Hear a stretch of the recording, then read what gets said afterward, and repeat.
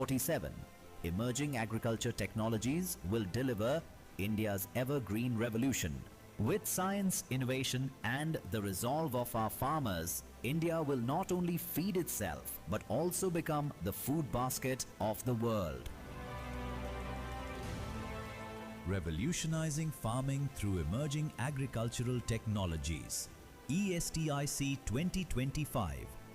Imagine, innovate, inspire for Viksit Bharat 2047.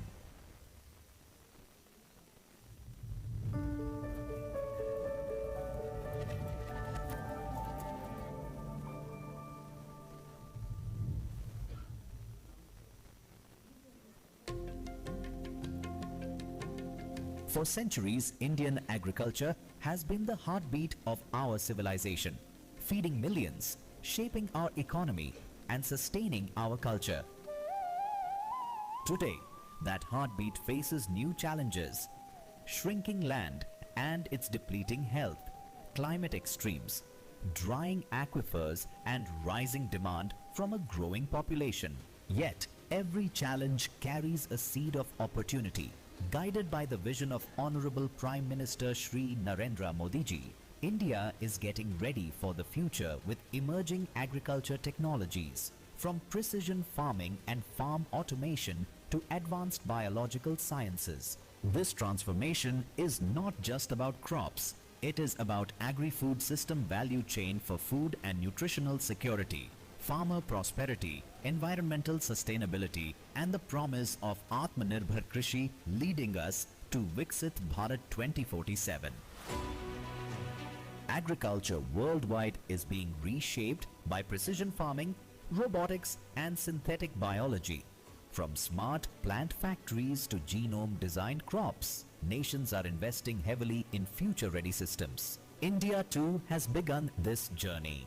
With farm mechanization at 47%, we are rapidly advancing through UAVs, AI-driven crop management, hydroponics, and genomics research. Yet small land holdings, digital divides, and high costs remain barriers that demand innovative solutions tailored to our unique context. India's vision for agriculture rests on three interconnected technological pillars. First, engineering and digital technologies, precision farming, drones, sensors, AI and robotics for smart agriculture. Second, biological engineering and omics, advanced genomics, synthetic biology, and next-generation crops resilient to climate change. Third, circular economy and resource-efficient agri-food systems, renewable energy-driven storage, fiber technologies, and sustainable value chains. Together, they form the backbone of climate-smart, inclusive, and resilient agriculture. At the center of this transformation stands ICAR, spearheading research, innovation, and technology dissemination across India's agricultural landscape.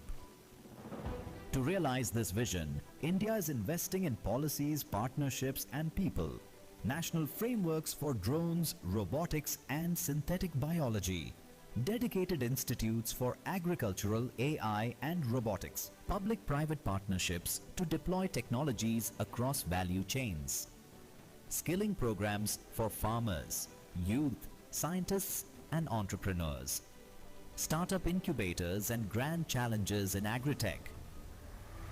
As we look towards 2047, emerging agriculture technologies will deliver India's evergreen revolution. With science, innovation, and the resolve of our farmers, India will not only feed itself but also become the food basket of the world. Revolutionizing farming through emerging agricultural technologies. ESTIC 2025. Imagine, innovate, inspire for Viksit Bharat 2047.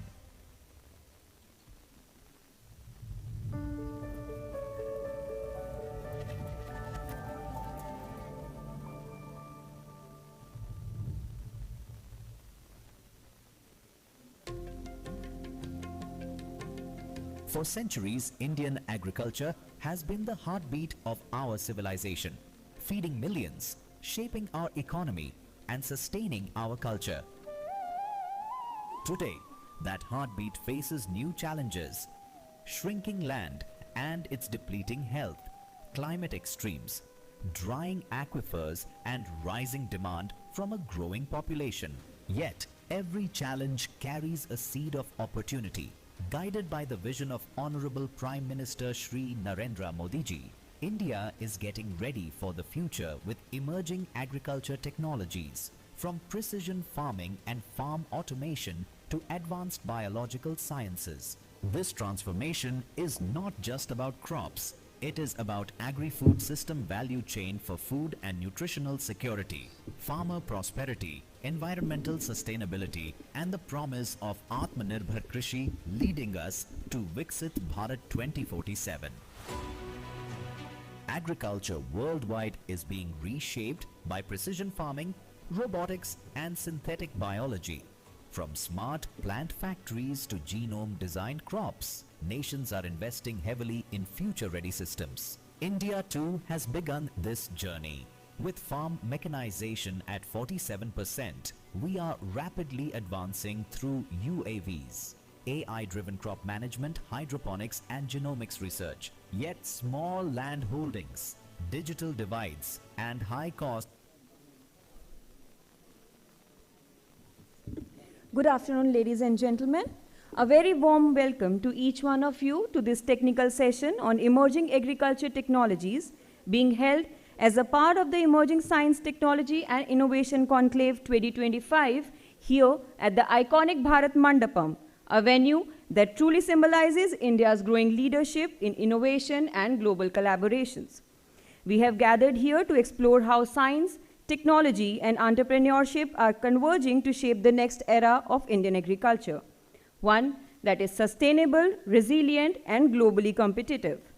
Today, we bring together some of the most visionary minds who are redefining the future of Indian agriculture through innovation, research, entrepreneurship, and technology integration. It gives me an immense pleasure to begin by acknowledging and warmly welcoming our session chair on the dais, Dr. M.L. Jat, Secretary, Department of Agricultural Research and Education, and Director General, Indian Council of Agricultural Research on the dais. He leads India's largest agricultural research and education system, focusing on areas like agronomy, climate-resilient farming, and conservation agriculture. He is globally known and respected figure in sustainable agriculture with over 25 years of experience and leads the ICAR system, which includes focus on innovation, efficiency, and achieving national agricultural goals. We are deeply honored by your presence, sir. We are delighted to extend a heartfelt welcome to our distinguished keynote speaker, Dr. Trilochan Mohapatra, Chairperson of the Protection of Plant Varieties and Farmers' Rights Authority, New Delhi, and request him to please grace the dais. A visionary leader, Dr. Mohapatra has made outstanding contributions to agricultural science and farmer welfare in India.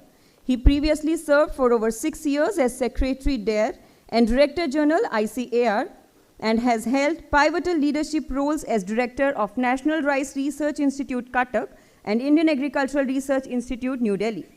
He is the recipient of numerous prestigious awards, including INSA Young Scientist Award, DBT Bioscience Award, NASI Reliance Industries Platinum Jubilee Award, and Sri Om Prakash Bhasin Award. A fellow of 3 science academies and honored with doctoral degrees honoris causa by 12 universities, his achievements continue to inspire the agricultural community. Thank you very much, sir, for being here. We are also privileged to have with us a distinguished lineup of eminent speakers whose work spans research, innovation, and entrepreneurship, and I would like to invite them to take their respective seats on the dais one by one. Dr. Usha Barwale Zair, Executive Director and Chairperson, Grow Indigo Private Limited, Maharashtra, which is leading efforts in sustainable and regenerative agriculture. I request all of you to please give them a big round of applause. An alumnus of University of Illinois, Dr. Usha has extensive experience in genetics and biotechnology for crop improvement in India and the USA. Her work is dedicated to applying cutting-edge science technologies to enhance farm productivity and sustainability for smallholder farmers. Next, I would invite Sri Sachin, founder and CEO, Root Goods Bangalore, an agri-tech venture. He's here? Okay. Thank you, sir. An agri-tech venture revolutionizing India's maize value chain through AI and digital innovation. Its flagship platform, Maize GPT, empowers farmers and FPOs to detect crop issues early and access timely inputs through connected local networks. An alumnus of Technische Universität München, he has been recognized by NASSCOM Deep Tech Club, India-Germany programs, and the government of Karnataka for his contributions to agri-innovation. Next, I invite Dr. Nachiket Kotwaliwale, Director, ICAR CIFET Ludhiana, who also holds additional charge as Director, ICAR NRC Makhana, Darbhanga.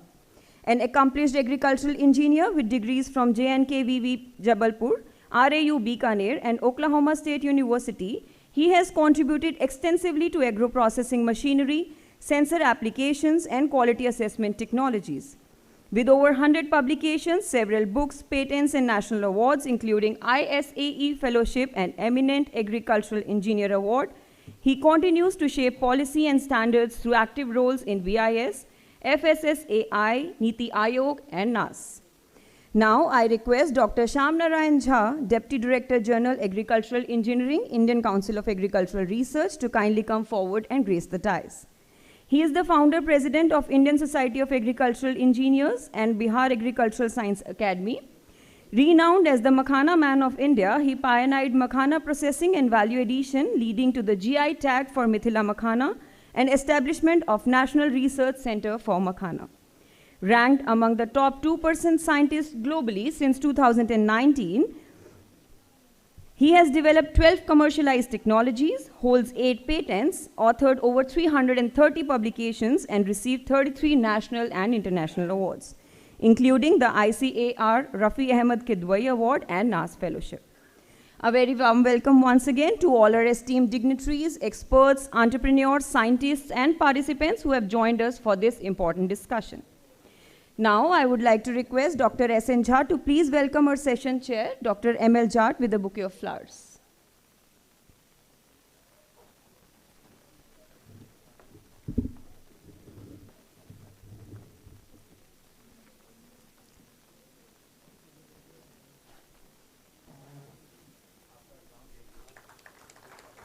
Thank you, sir. Next, I request Dr. A.K. Nayak to please welcome our keynote speaker, Dr. Mahopatra, with a bouquet of flowers. Thank you, sir. Now, I invite Dr. Rabi Narayan Sahu to please welcome our speaker, Dr. Usha Barwale.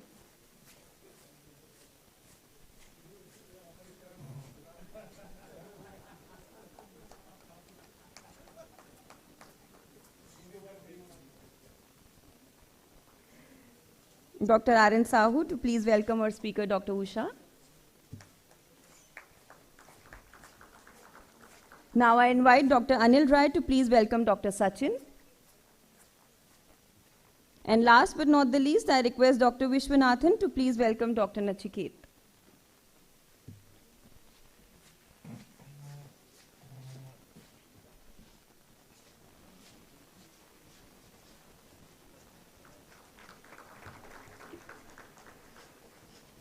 Dr. Vishwanathan welcoming Dr. Nachiket.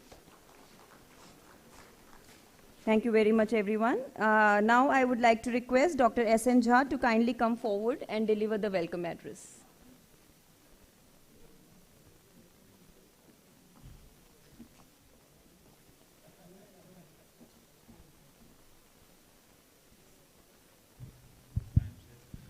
Good afternoon to everyone. It is my great privilege to be chairman of this EAT, Agriculture Emerging Technology under STIC program, first STIC program. I welcome our Honorable DG and Secretary there, Government of India, and Dr. Mahapatra, you know all, and other esteemed colleague of the distinguished speaker of this session. I will not take much time. As the name says that it is an emerging agriculture technology, and that has to be covered. Everything may not be possible in a short time. You know that our agriculture is the most robust agriculture system in the world, and it has been proven that whatever is required for the country, we are fulfilling through the agriculture. Everything can wait, but not the agriculture. So we have to be prepared not only by 2047 as a Viksit Bharat target, but we have to think beyond that also, because the 2047 is not far away, and we have to produce much more, and we have to find out the alternative way, even something pandemic in agriculture come in future, then how we can feed our people and the world. That our Honorable Prime Minister most of the time says, that we have to be leader in every field. We have to lead the country from the front. So in the food, we have to lead in the country. Our country should lead throughout the world, and for that this session in the field of agriculture, what are the emerging technology are presently there and what are likely to be, that we have to concentrate. With these words and initial desire, sir, I welcome you all for this session and hand over to the chairman for conducting the further action. Thank you, sir. Thank you so much, Dr. Jha. Good afternoon, everyone. First of all, let me express my sincere gratitude to our keynote speaker, Professor Trilochan Mahapatra ji. You all know him, one of the world's well-recognized, renowned biotechnologist, and a very inspiring teacher. Those who studied in IRI know about. I will not read the biodata, but welcome you, sir, and thank you so much for accepting our request, and also all the eminent panelists this afternoon. I think the session is on third day afternoon, late afternoon, but still I see the enthusiasm, the commitment to contribute to the agriculture. And I think agriculture is the foundation for the humanity. When we talk about, Dr. Jha mentioned about the Viksit Bharat, without developing agriculture, without transforming agriculture, I think we cannot think of. It's a area, it's a subject which is very complex, because we are dealing with the diversity of the people, diversity of the agroecological conditions, biodiversity, and diversity of the brains. And it's very, very complex. And in this era of compounding complexity and emerging global mega trends, I think infusion of the new technologies is something very, very important for transformation of the agri-food system towards Atmanirbhar agriculture for a Viksit Bharat. And in that context, this session is very well designed. Of course, we have narrowed it down, bringing only key aspects. In agriculture, there are many, many emerging technologies which need to be deliberated, but I think the focus is on three critical aspects, and for that, we need to deliberate, and I think the very first, the keynote is on something which is one of the theme or sub-theme of the session is on the synthetic biology we talk about. There's a lot going on, but I think there's a lot more to be done in this field. So without taking a lot of time, I'm requesting Dr. Trilochan Mahapatra ji for his keynote talk.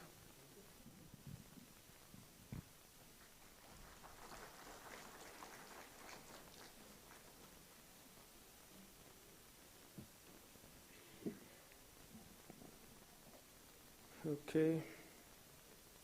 It's already 3:57, going to be 4 o'clock, and half an hour we are late. Hopefully, I'll be able to complete in time. So, without taking any more time, Chairman Saab, Dr. Jat, Secretary, Department of Agriculture, Research and Education, Government of India, Director General of Indian Council of Agriculture Research, others on the dais, off the dais, many eminent personalities present in the hall, all delegates. Very good afternoon to each one of you, and welcome to this session. Initially I accepted and subsequently said no because of some other engagement. And then I got a call from Secretary Day that I should be coming. So then I decided that I should be here. And I was debating what to really speak about. And my abstract, if you see, it would be consisting of many aspects, covering all the areas what is being spoken about here in this session. But because of paucity of time, I may not be able to cover everything, but focus on maybe two aspects of it. Because this title says that it should start from pre-production to consumption. So that's what food system means. But I may not be able to cover all the aspects. But certainly the implications of what I talk about, covering the whole food system, I'll be highlighting.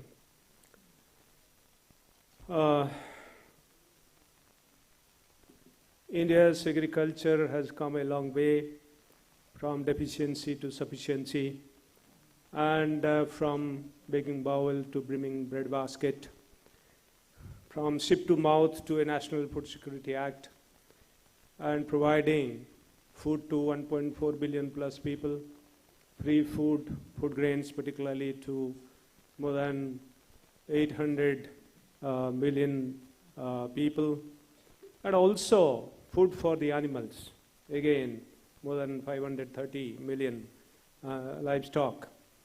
And after doing all that, we are exporting. And in 24-25, we earned $51.9 billion US by way of export.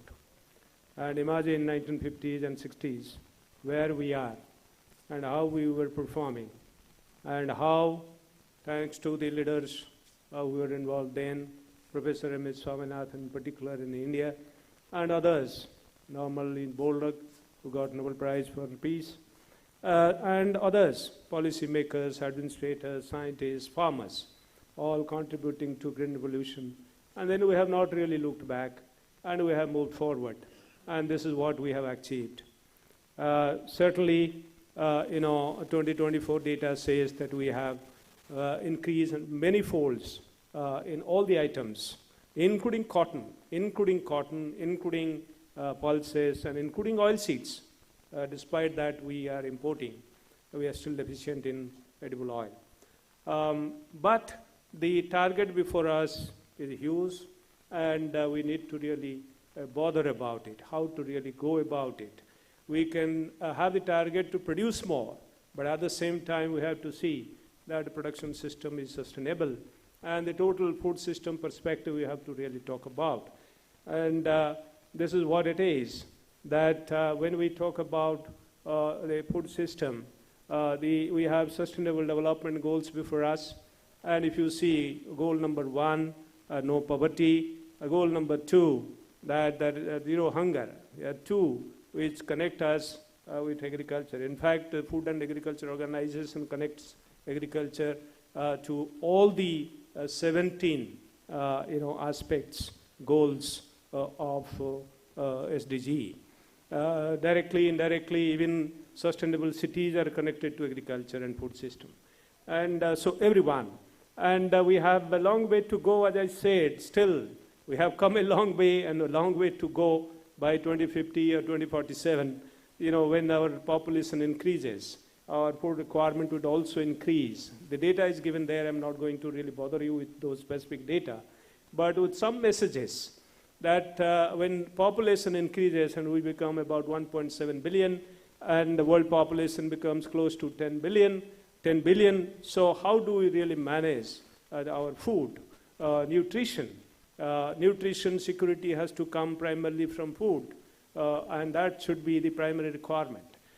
So addressing all this without expanding the area, without cutting forests, without sacrificing the soil properties, without sacrificing the environment health, and also at the same time addressing equity, the gender issues, youth, and everyone, taking everyone along. How do we really do this? So that is a real challenge. So we need to have a sustainable food system. So 3 pillars of sustainability: one, economic; the other, environmental; the third one is social. Social equity is far more, having overriding effect on everything else, and we should not really forget this. In our mad rush to increase productivity and have greater economic returns, we should not forget the other 2 aspects, the environmental pillar and the social pillar. So environmental aspect, we have sacrificed to a certain extent, by way of increasing production and productivity to reach here. So how do we move from here to 2050 or 2047, and then also bring economic prosperity to the farmers? Why farmers should be remaining poor? That's the reason why Honorable Prime Minister emphasized on doubling farmers' income. Not only doubling, we must be able to really triple or even quadruple or increase 10 times, as much as possible, and we should be doing that. But situation analysis indicates that we have severe constraints in terms of water availability, in terms of land availability, in terms of the farming families and households having average, kind of land holdings, which is less than 1 hectare, and 85%, more than 85%, being small and marginal. The water availability declining, per capita declining, and also the underground water going deeper and deeper, land degradation happening. So all these are posing serious challenges to sustainability of the food system. How do we address these without compromising productivity and production so that we meet the requirement of food and nutrition? So these are the issues. And so solution starts from the seed. And seed, if it is good, then obviously it takes care of many aspects. Even it contributes to the ecosystem services, it can contribute to environmental sustainability, it can contribute to the equity, the social aspect of it, and of course the economic aspect of sustainable food system. In fact, even post-production issues, the storability, the transport and stability during that phase, and everything, and also the nutrition of the consumer finally. So everything can be addressed through seeds. So seed itself constitutes the important component, and how all the omics can actually address this. And whether it is genome, genomics, or epigenome, or transcriptome, proteome, and ionome, and again all combined, addressing the issues related to the sum total of the phenotypes, that is the phenome. So understanding genes and also manipulating them to address the issues, the challenges that we are confronted with regard to the sustainability of the food system. So I would be very briefly focusing on, we started with marker-assisted breeding or genomics-assisted breeding as it is called today. And in the 1980s, I started as a student in the country, and today, by 2022, we had more than 70 varieties released, and today close to 100 varieties released. Dr. Jat would be knowing better where we stand today with regard to this. A large number of trained human resource, and we are moving quite fast in this area. But this is the era of genomics. We started with rice genome, deciphered it. It was published in Nature as a part of international consortium. So many learnings and so many tools and techniques that came out of it. That is addressing many issues of rice crop. So the seed as a kind of important component of our sustainable food system, is being further tailored to address special requirements whatever is required to address specific issues. And so also the tomato genome. It was deciphered published in Nature, and also many challenging aspects of genome structure, function, evolution, genomic relationships, and also the gene function, manipulation included, they were addressed. But then what is required today, in the context of 2050 agenda or 2047 agenda is the T2T sequence. We have not produced any in India, though we started with genomics and participated in international programs, and probably this is one area we need to really focus, particularly on crops which are indigenous to India, and then deliver on the requirements with regard to seed ultimately. And how to do this, very briefly I will cover. And one aspect we dealt, Dr. Rajiv Varshney, we together in ICAR, sequenced more than 3,000 chickpea lines. That was published in Nature in 2021. Important point to tell here is that by way of knowing the sequence variation, you can address the phenotypes which are there and how they are governed and how they are expressing, associate them, and then manipulate them. And that's how the drought-tolerant chickpea varieties came out from this program.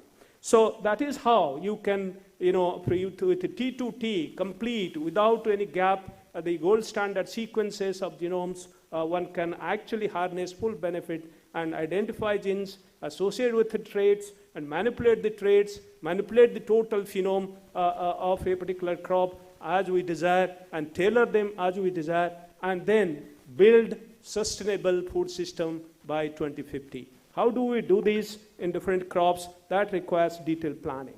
And this is what is required.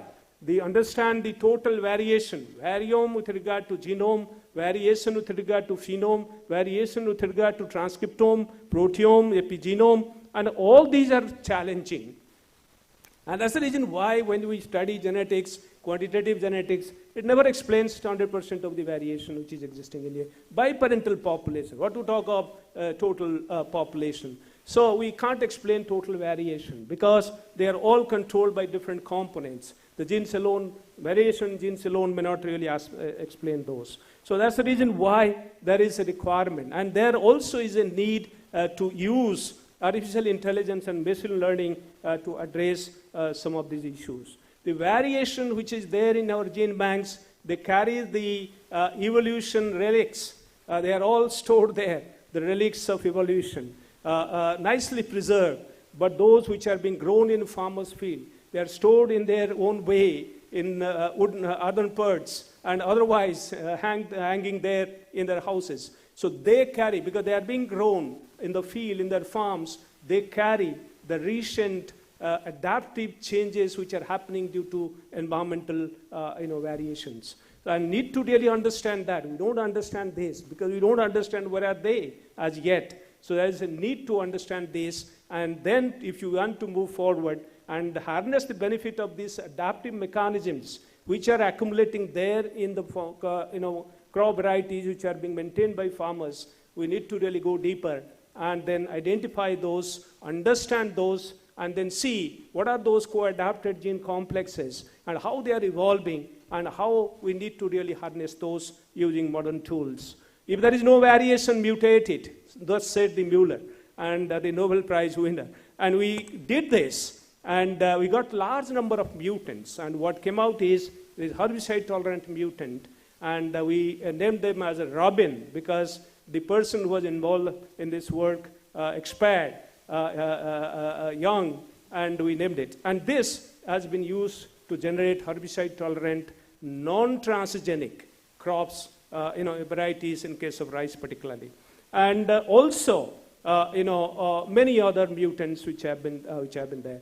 And one can use genome editing. Dr. Vishwanathan is here. We initiated this program of ICAR and through involvement of few institutions, and we have 2 varieties now released.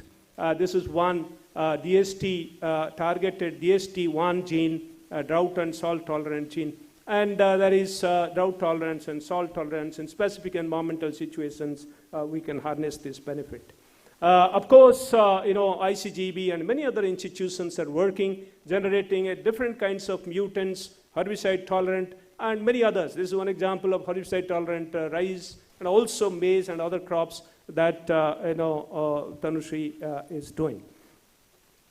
So there are kind of challenges there, and there are issues there, and we have Government of India's approved guideline, and also approved SDN1 and SDN 2 types of mutations. But how do we actually have knockouts and create mutations for large number of genes to understand which mutation matters? Because we don't know. Because in a gene there could be 4 points of mutation in different domains of genes, functional domains of gene. A particular gene might give different phenotype with regard to complex quantitative traits. That we don't understand. Having a gene is one thing, but having a particular functional mutation is yet another thing, and that is what we don't understand, and that's what is more important. And what is existing in nature that we must harness, that's what I said, but what is to create and then understand functionally and then move ahead. And this is one example, creating large number of mutations at one go by CRISPR-Cas system, and then understanding gene function. Epigenetic component of genome function is very, very important today. And this is one example that how epigenetic variation in SG1 controls grain length. And if you talk of small grain types, aromatics, talk of long grain types, and how this mutation matter, epi mutation matter in the non-coding upstream regulatory sequences. And similarly, one which is being used in breeding program, this is epi mutation, and how it is really helping improve yield.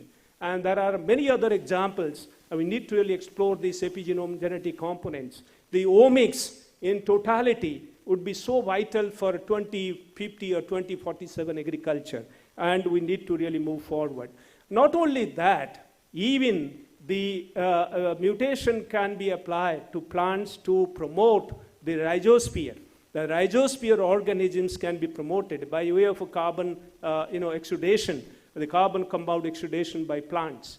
And that is how the rhizosphere engineering can happen. That's one way of engineering rhizosphere. There are other engineering approaches. You can have consortia approach and add-on consortia which are lacking in different environments. And in the process bring higher plant growth and yield and have better ecosystem services. You have more carbon sequestration happening, and nutrient mobilization happening, stress tolerance happening, nutrient and water use happening.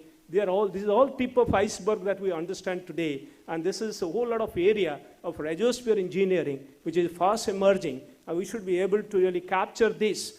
One way is manipulating plant, the other way is manipulating microbes, making different consortia and addressing these challenges, starting from the rhizosphere and then going up to the post-harvest modifications. The natural resources are very scarce. We need to really manage them appropriately. And this is thanks to Dr. A.K. Naik for providing this slide, DDG, NRM, ICR. And ICR is actually targeting their approaches for 2050. So they are all summarized here. I'm not going to describe. But how do we really manage it? Rhizosphere is one, but soil, water, and environment in totality, the ecosystem, the soil ecosystem, and water, and crop growth, and modeling, the fertilizer, and everything is so complex, one cannot really cover in this time. Chairmen have worked on the conservation agriculture, the carbon component to improve in soil, fertility of soil to improve. Our carbon is declining, 0.1% in some soils of Rajasthan. In many situations, less than 0.5%. We need to have at least 1% carbon. How do we increase soil carbon in a tropical, subtropical environment? And unless we incorporate crop residues and have other approaches of sequestering carbon in soil, right? Likewise, soil, in case of rice, root system, rather root system incorporation. And so there are many approaches, and conservation agriculture, another approach, that how do we use digital platforms to actually increase area under conservation agriculture. That's a big challenge in India, and we should be really able to address. Precision agriculture platforms which are available today, and that need to be, there will be discussion on this, and I'm not really covering much. Very quickly, I'll take you through in 2-3 minutes, how precision agriculture approaches can actually enable us to save on water, save on fertilizer, nutrients, and also enhance soil properties in the process, and also enhance farmers' income ultimately, and enhance sustainability component of the production system. So everything is written there in terms of precision agriculture component in vertical farming, precision livestock, aquaculture systems, and all these are being addressed through a network project which was initiated when I was DG Asia, and using different tools, remote sensing, robotics, and sensors, and variable rate application modules, and also blockchain and AI systems, and how all these are getting integrated to address. We created this facility to have whole body scan of plants to understand phenome. What is happening in plant system without destroying the plants, with regard to carbohydrate, with regard to water content, with regard to roots, how they are growing and how they are behaving, their architecture, and how they behave in different environments. So Honorable Prime Minister inaugurated this facility. Probably not many people know about this, need to really take full advantage, understand plants and their body, and how they are behaving and under different situations, if you would want to do precision agriculture.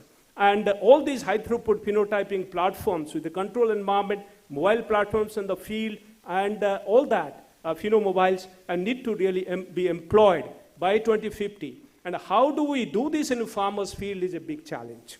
And the network project addresses many issues like soil health, crop health, decision support system, and all this I said, this is being addressed through this particular program.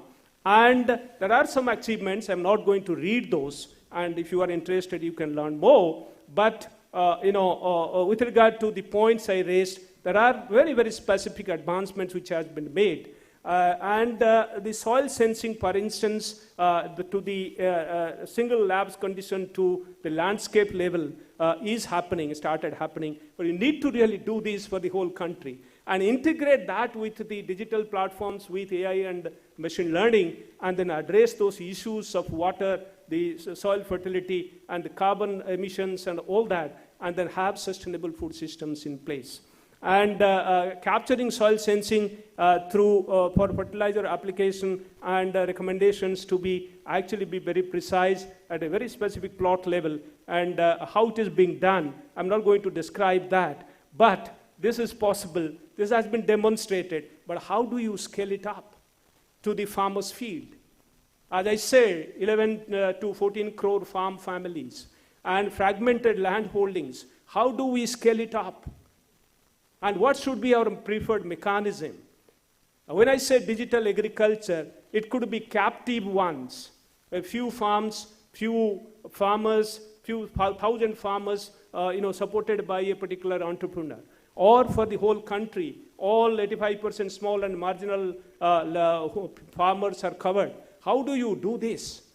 So this is a big challenge, and the government programs are there. I'm not going to really describe this. And similarly, monitoring and managing the crop health, crop yield, and also assessing stresses, biotic stress, abiotic stress, and all that is possible using these digital platforms. And variable rate nutrient application is possible using this, and saving on fertilizer, and loss minimization, and the detrimental effect of fertilizer, for instance, nitrous oxide getting released to the environment, if that can be minimized through appropriate application, timely application of appropriate quantity of fertilizer, through appropriate mechanisms, this is what is actually required to be done and scaled up. We have demonstrated here and there. Some farmers have adopted, but that's not the solution for this country. And we need to really do this. And this is what is actually required. Smart agriculture, urban as well as rural. And if you want to do hydroponics, there are also a tremendous application of AI and machine learning. In fact, not only in hydroponics system, but also in terms of input management and also post-harvest management of produce. Harvesting time defined, which is linked to the market so that farmers have better profits. There are some applications emerging from this platform, but hopefully we will be having better applications coming in in future years. And quality monitoring, sensor-based for post-harvest management of produce and thank you, telling 1 minute is left. And planning is required, a production stage, post-production stage, the kind of applications are mentioned there, and we need to really work more in different ways, and how do we manage, what should be the governance, and everything is written there. If I read and explain each one of them, it will take more than 1 hour. There's no time to explain, but this is possible. How do we manage and scale it up for the whole country? And this is what is very, very important. And we need to have intelligent system in place, and business model. Because you and me, sitting in the laboratory, doing research cannot solve the problem of farmers. And we need to have business models emerging out of this and built around this technologies so that they reach the farmers as early as possible. And we developed, Dr. Anil Rai is here, we developed this program. I think DG ICR is working further on this. How it could be AI-driven to serve the requirement of each farmer. So this should be demand-driven technology delivery at the doorstep of the farmers. And everything is there in the, this particular platform. Not only information, but demonstration happening through AI, machine learning, and all that which is there inbuilt in this particular program should be able to solve the problem. That's what Honorable Prime Minister has suggested me in 2020, that we should be building this program, and when I made a presentation before him. And way forward, there are many things to talk about, but it needs investment. Obviously, it needs investment. And for research and also for scaling up. And we need to have quantum computing required for the huge amount of data that comes out from this work. And we need to have spectral libraries, and you have low-cost sensors, and of course, digital and data innovations which are required. Policy is also required for data security. And monitoring systems are also equally important. And certainly, sustainable food system enablers are many. I have only placed few of them here before you. You need to have digital agriculture policy, drone use policy, data security policy, and all that should be in place. Our data sits, DNA sequence data sits in NCBI in the US. And tomorrow, if that stops providing data to you, so you are gone. Your digital sequence information has tremendous importance in the era of genome editing. And MSP and procurement policy, subsidy policy, policy support for organics, energy use policy, circular economy policy, biosecurity policy, export-import policy, land-related policy. So we have a whole lot of policies which would influence your digital agriculture, and also combining omics with the digital platforms, and then sustainable food system. Ultimately, private partnership is essential, investment is essential, and of course, creating a fund, sustainable food system fund, is essential, encompassing all aspects of this. Maybe a few thousand crores to start with, and ownership of stakeholders is essential. And it's not just agriculture department or ICR or DARE. IITs have started doing agriculture research and using sensors and AI. But working in isolation will fail miserably, because the institutional memories are important. The experience at farm level is important. Integration is important. Collaboration, multidisciplinary research is important. And that is the message I would like to give. And that is how our investment must happen in this country. And that is how ownership must also come into a picture. And what Louis Pasteur said, the chance favors the prepared mind. Do you have a prepared mind to harness the benefit of that chance, which is rare, which is offered to each one of these researchers who are sitting here? Very rarely we harness the chance offered by us, because we don't have that critical, skillful eyes and mind operating there. So nurture the mindset with boundless curiosity that challenges the status quo. We don't have Nobel Prize winners in science, many, one or two, because we don't question the status quo. And that's the kind of culture we have to cultivate, starting from the primary education, which is highly neglected in this country. Science and everyday life cannot and should not be separated. Science for me gives this partial explanation of life, and agriculture provides complete explanation. When I say agriculture, agriculture includes animal husbandry, fishery, forestry, all that are included, so don't exclude those. So that's what was said by Rosalind Franklin, who missed Nobel Prize, who gave this X-ray diffraction picture for Watson and Crick to crack the DNA structure. So thank you very much, friends, for your patient hearing. Thank you so much, our keynote speaker, Dr. Mahapatra ji, who took us a complete tour from discovery to delivery through enabling science in agriculture. I think that's what is really required. The last statement what you made, we can't afford to be in silos. We are dealing with the complexities. So I think we have to break these silos. And that's where the food system, the agri-food system value chain from discovery to delivery is something important rather than working in isolation. And from that perspective, now I request Usha ji for a talk on innovation for sustainability in agriculture.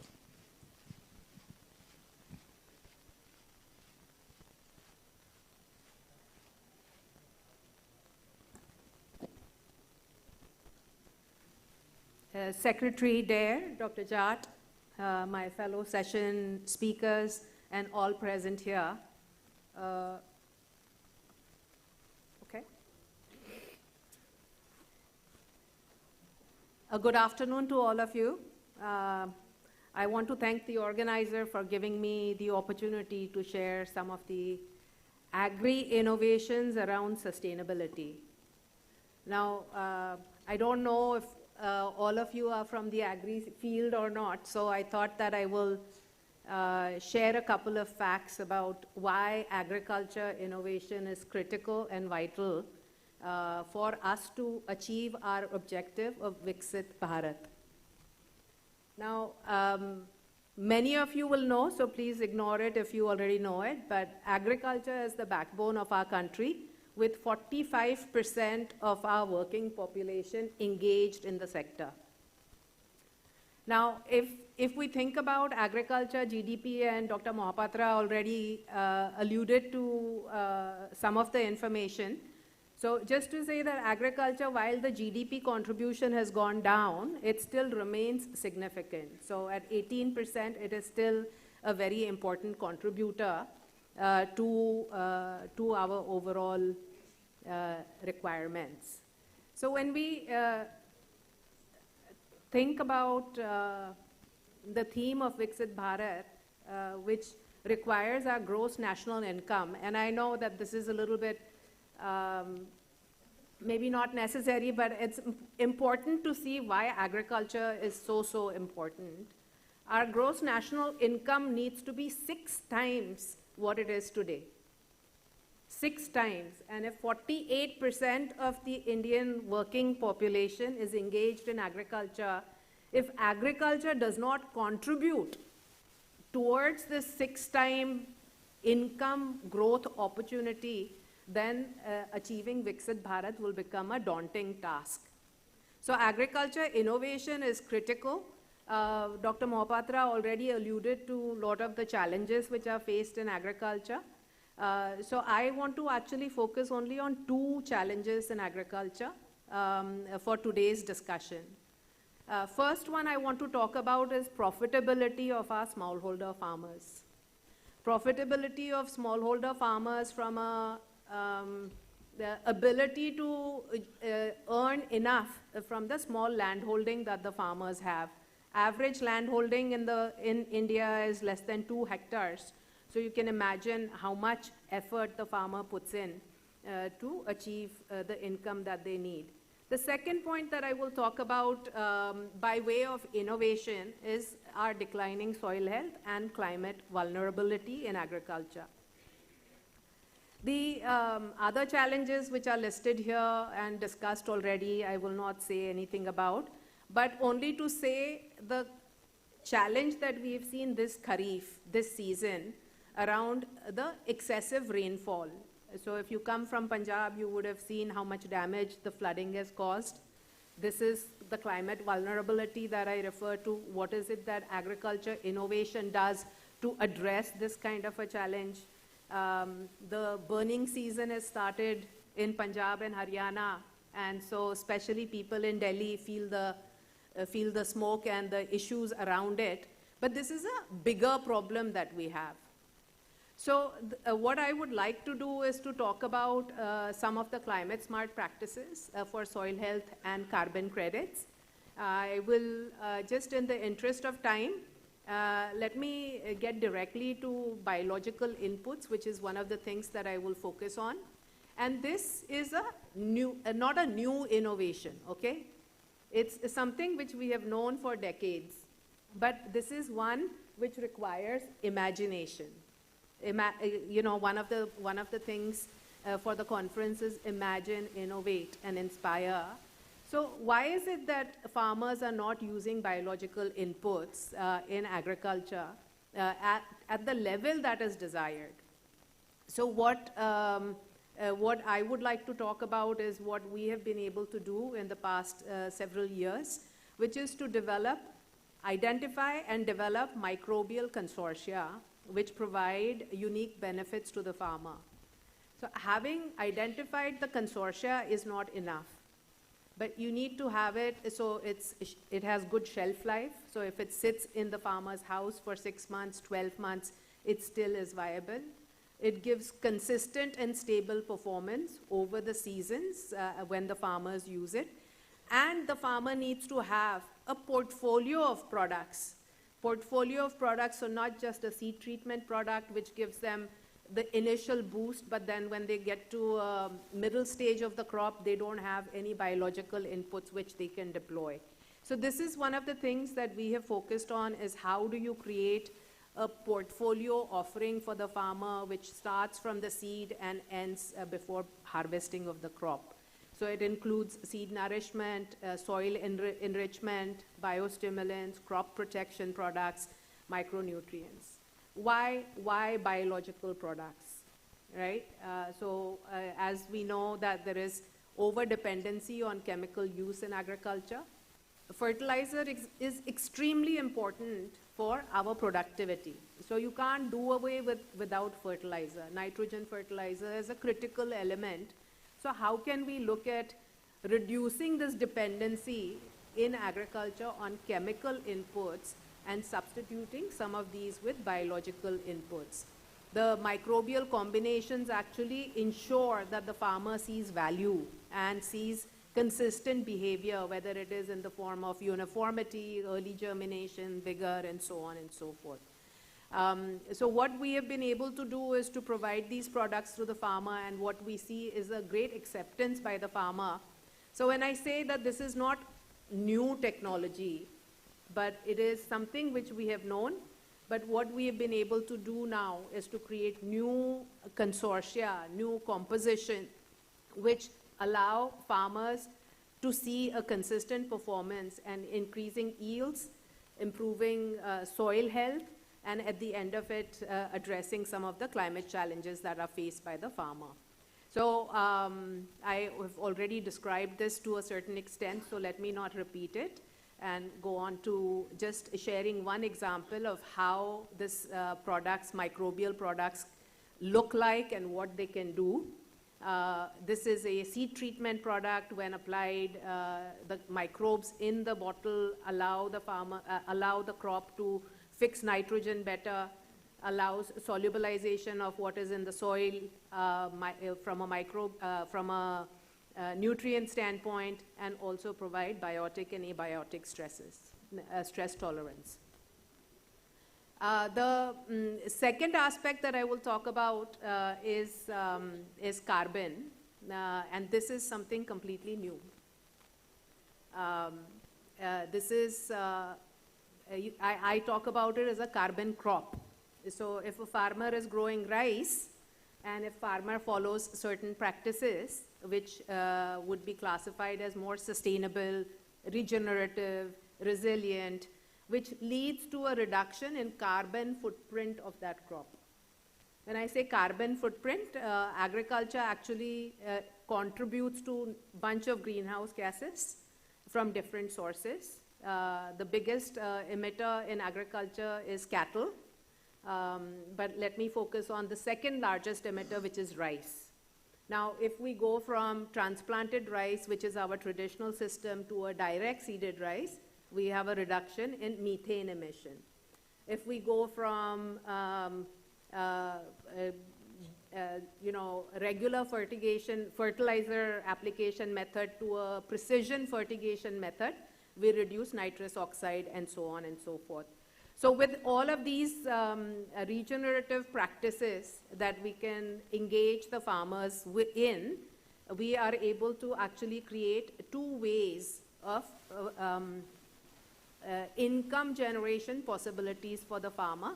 One by way of certified carbon credit. The second one is by way of scope 3 reductions.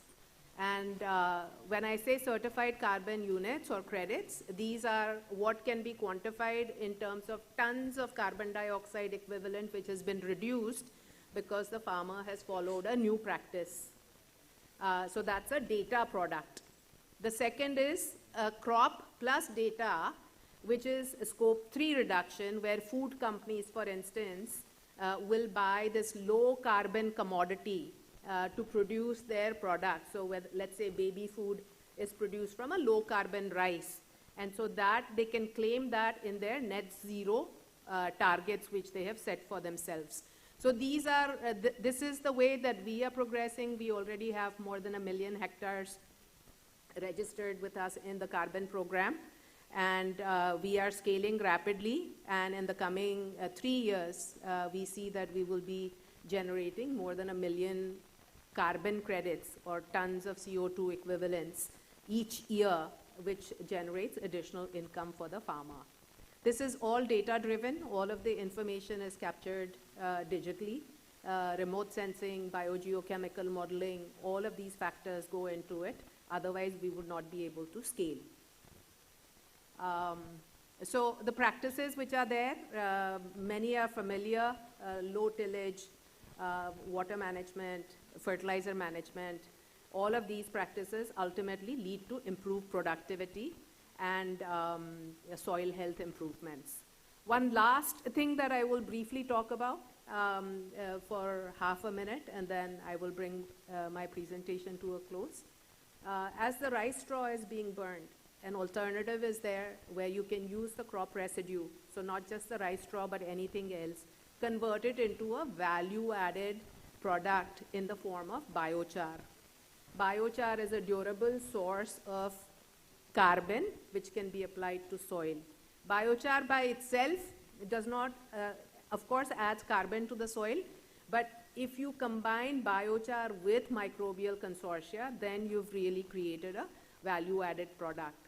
So creating this synergy between bio inputs and carbon in the form of carbon credits, scope 3 opportunities and biochar opportunities, there is a clear case that we see that farmer income can be increased by up to 30% using old known technologies, but in a new formulation and a completely new opportunity for income generation.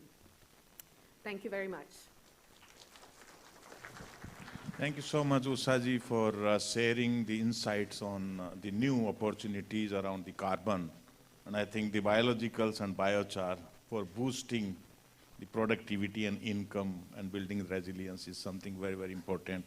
Now we go on, we are running behind the time and we have to manage. I'm not a very good manager. Sachinji, from field to the futures.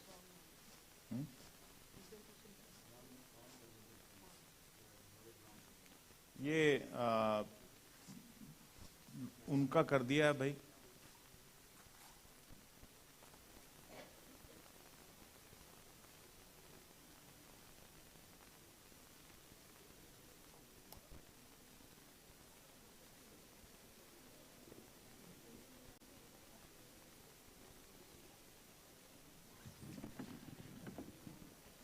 Hello everyone.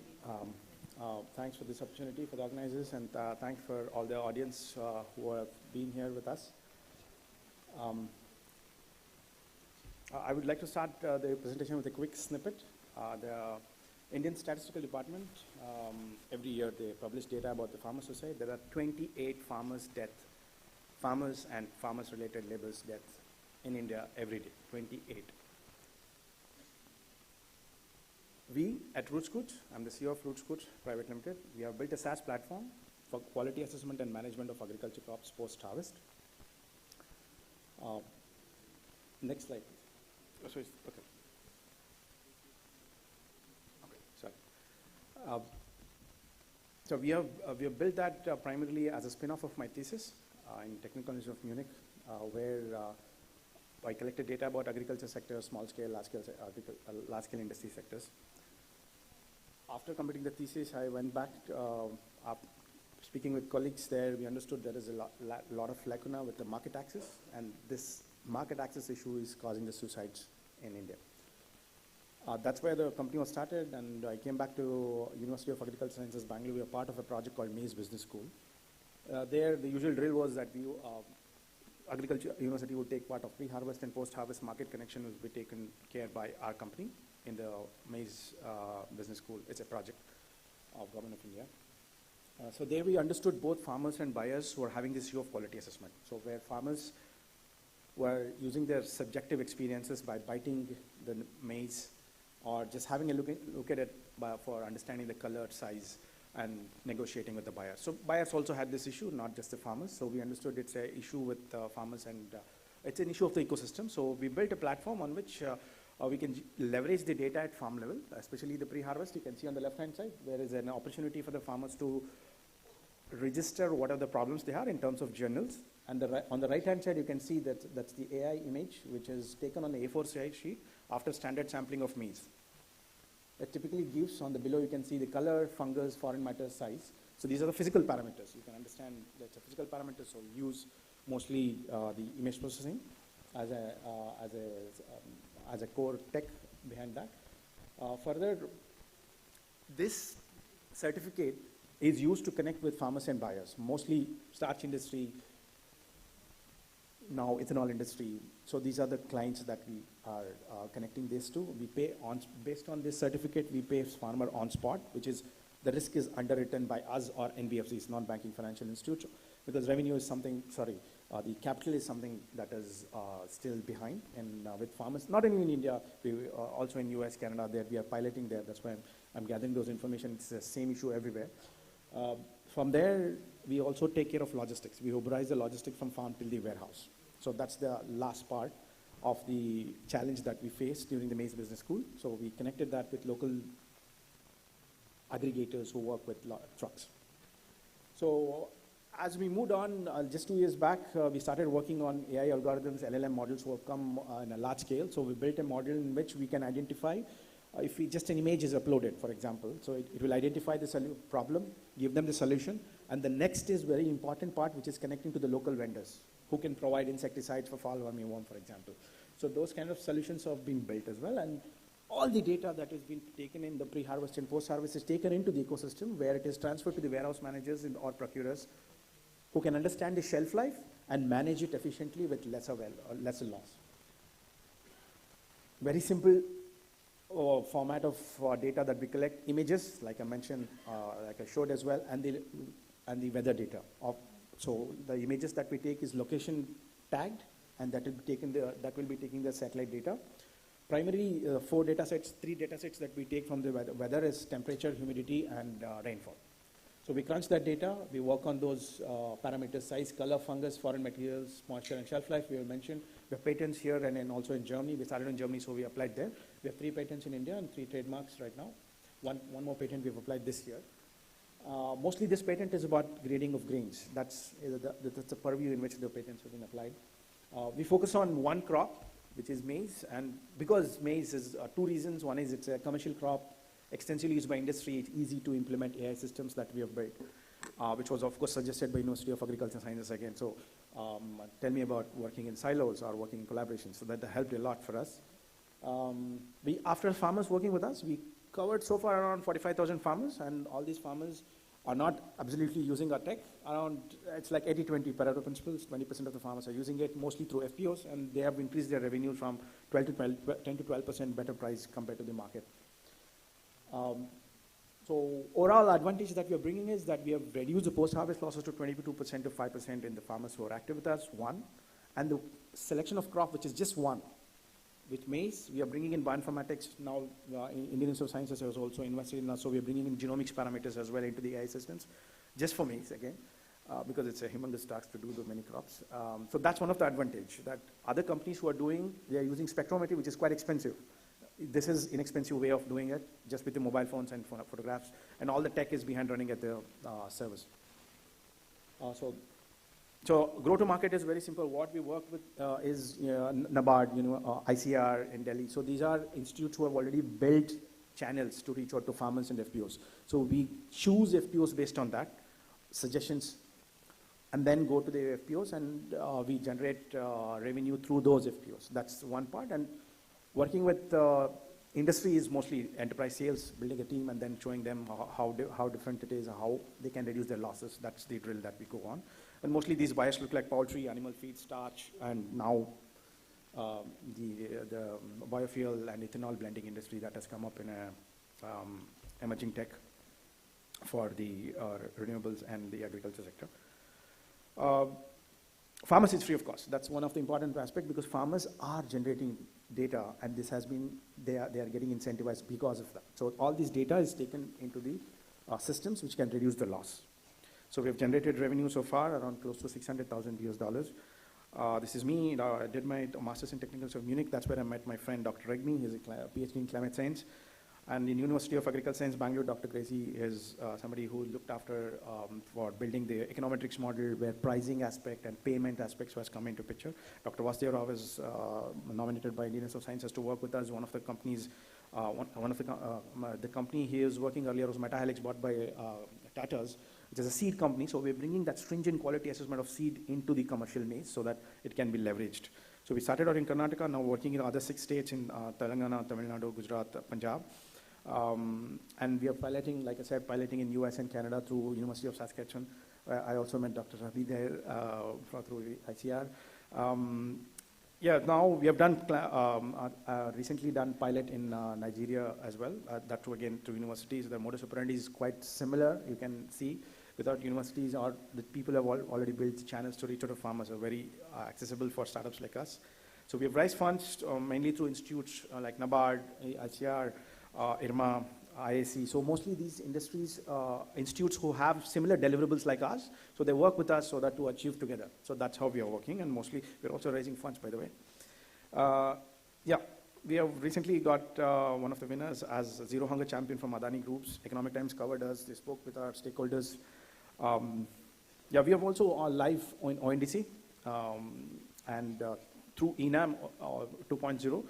Now we have independently devised a solution on ONDC, and then hopefully soon we'll be integrating to ENAM 2.0 also. The 2 options that services can be used with us. So this is the OS, operating systems, that we wanted to propose, connecting 3 holy Trimurti, farmers, logistics, and buyers post-harvest.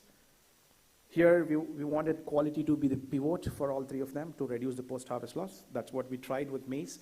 So while we do that, you're also covering sustainable development goals also, like Dr. Mahapatra also mentioned about it. Most of the SDP development goals have already covered in agriculture, so some of them are here.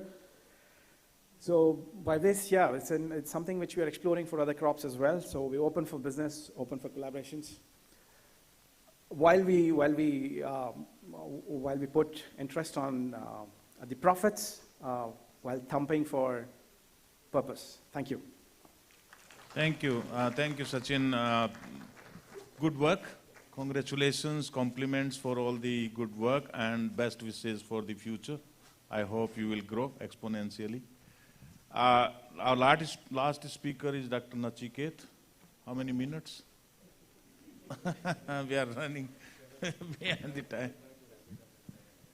Thank you.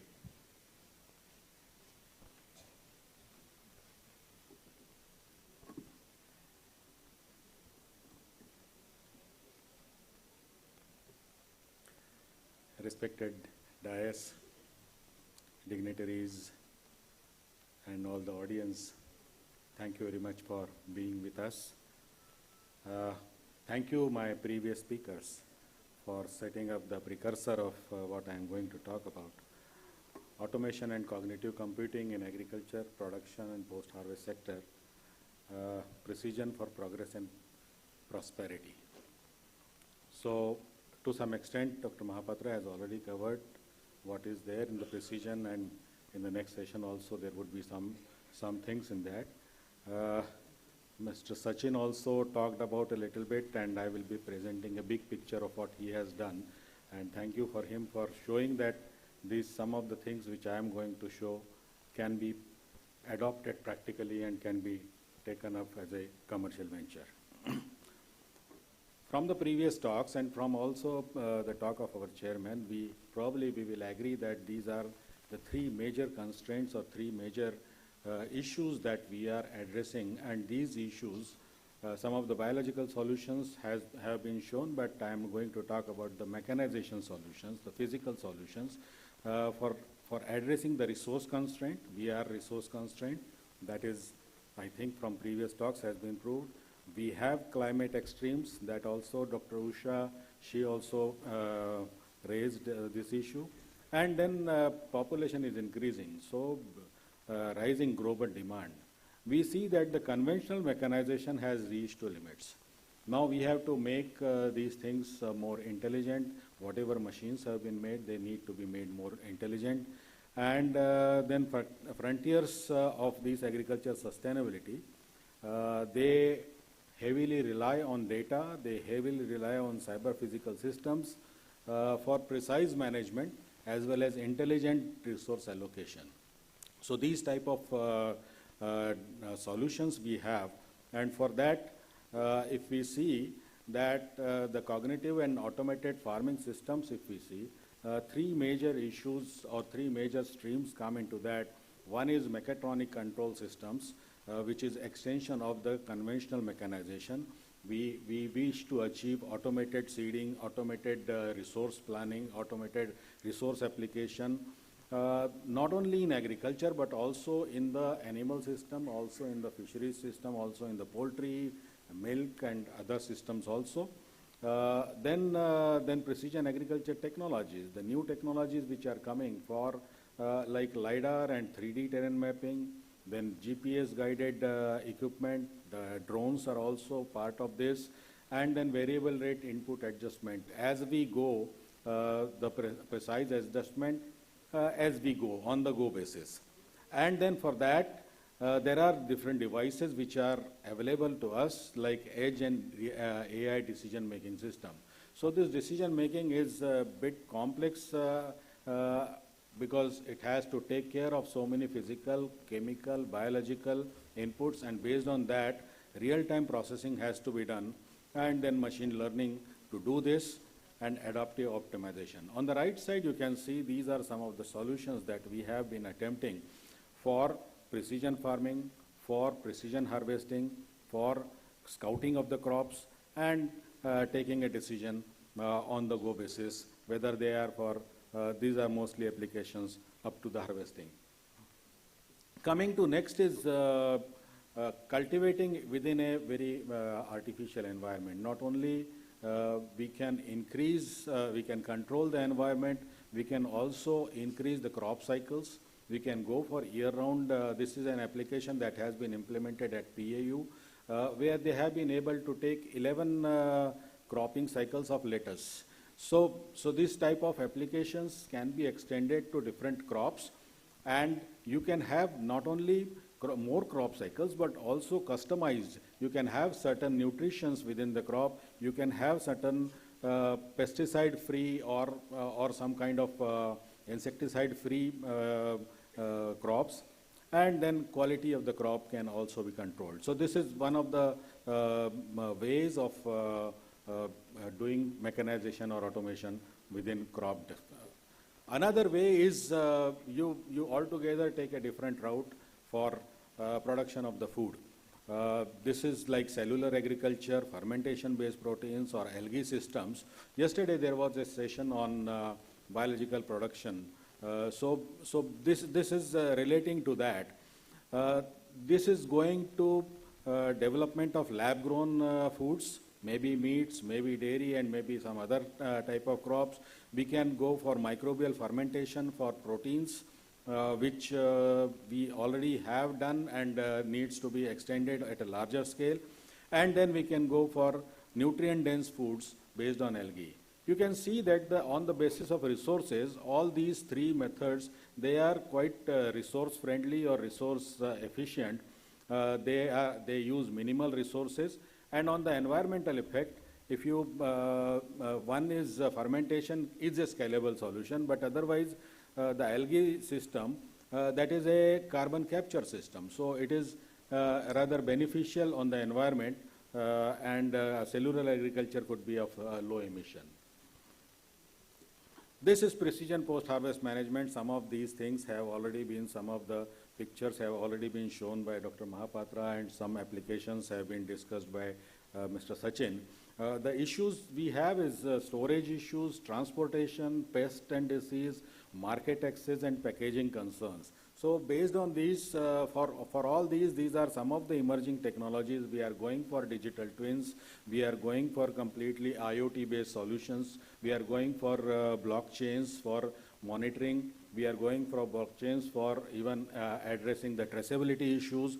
We are going for small robots, micro robots, which could go within the silo system or which could go within the storage system and monitor it very, very precisely, which otherwise is probably not possible. We are going for visible and non-visible spectrums for identifying the crops, for identifying the problems within the crops, which can be seen from otherwise or which cannot be seen.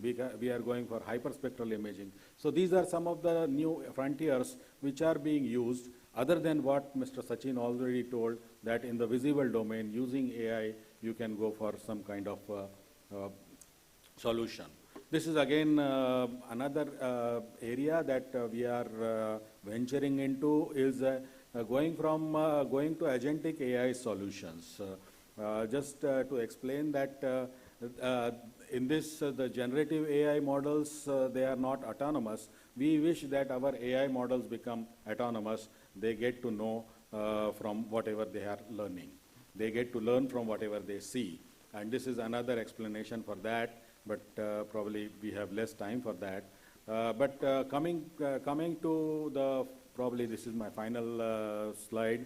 The way forward is we are looking at integration of sensors. So many, not only sensors, but integration of even institutes also would be required. Sporadic work has been done here and there, and that needs to be integrated. Real-time data collection and analysis, we need to have appropriate computing systems which are robust, which are reliable, and which are cost-effective also.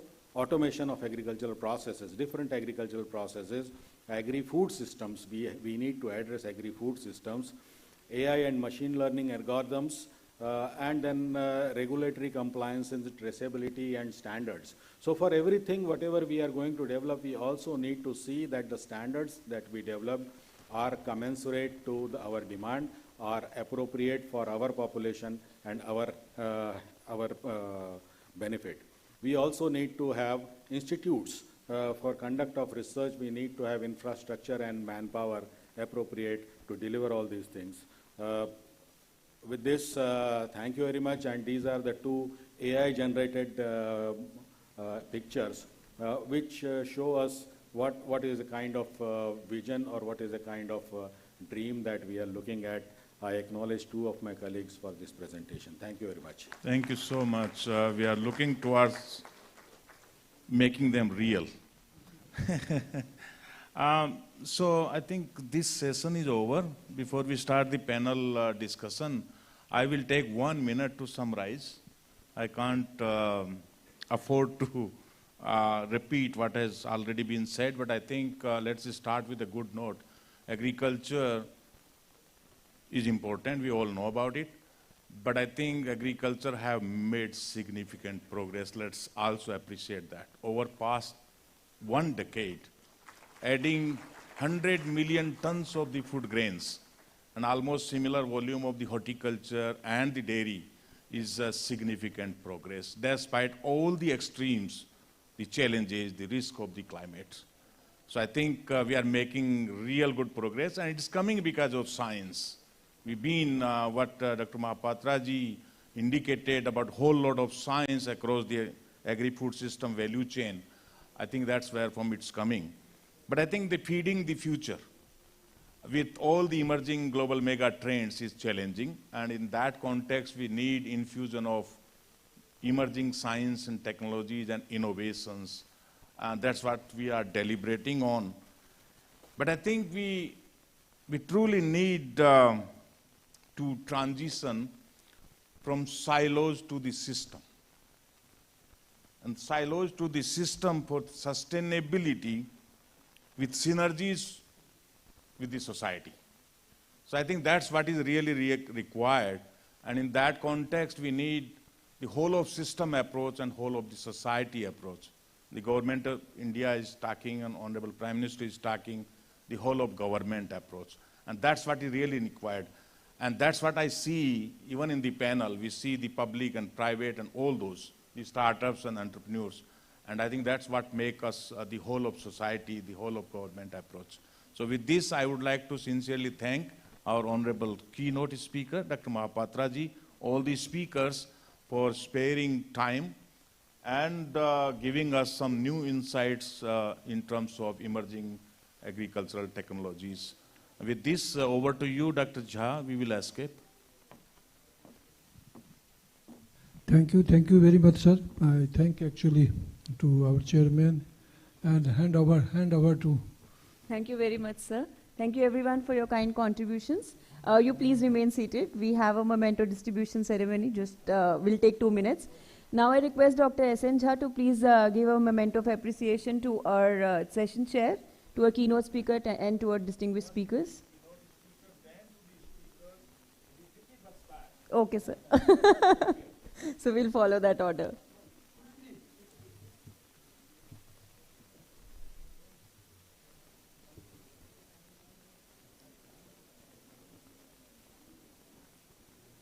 I request the team to please be on the dais to present the give away the mementos, everybody.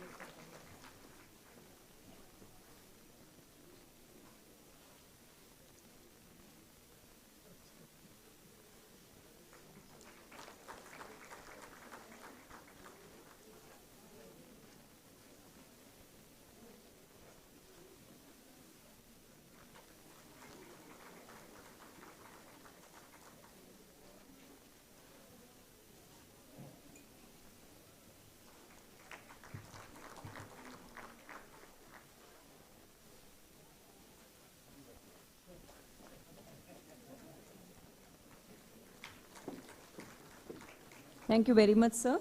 I would now invite all the committee members to please join our esteemed dignitaries to kindly come up and have a group photograph. All the committee members on the dais, please, for a quick photograph.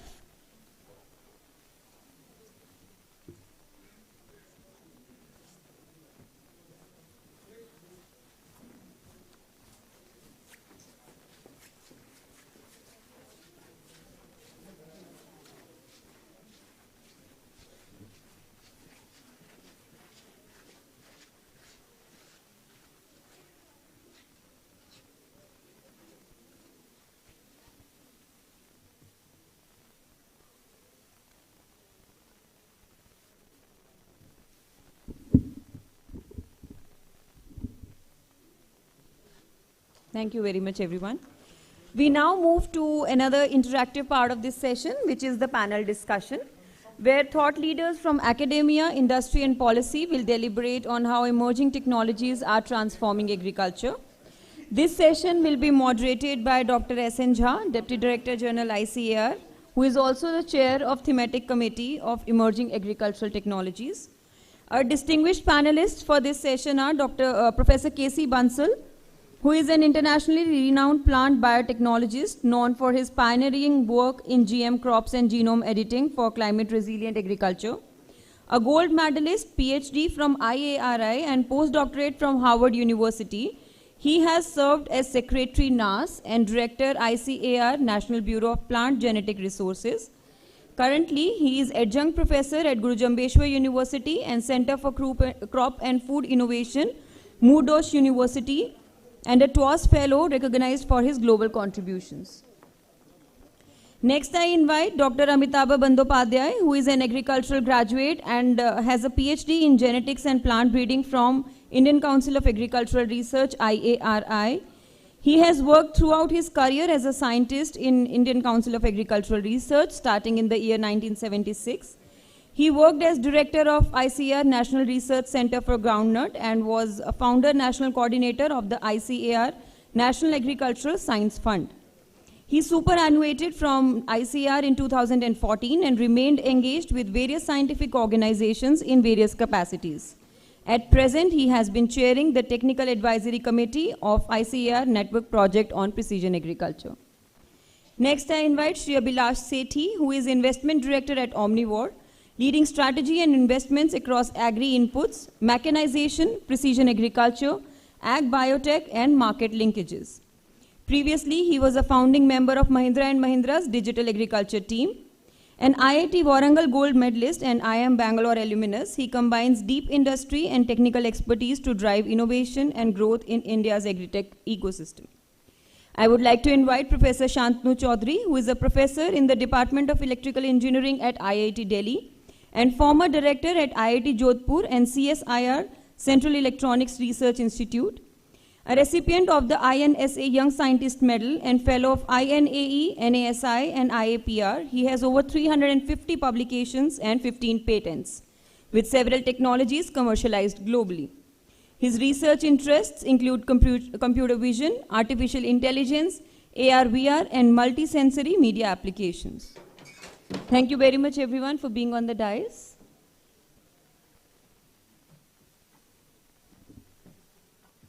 Now I invite and request Dr. S.N. Jha sir to please moderate this enriching discussion.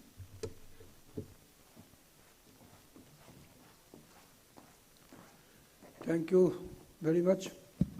And I again welcome to all the participants and particularly the learned panelists of this. And we had already very good presentation from the very big experienced people of the agriculture systems of the, not only India, we can say for the world. Friends, one thing many times haunt me that why people say that only 18% is the contribution of GDP of agriculture. Because you see, GDP is manufacturing. Animals, man's, women's, all the human beings are based on the food only. So you are producing the food. You are just suppose the human being is the machine, and then they are eating it.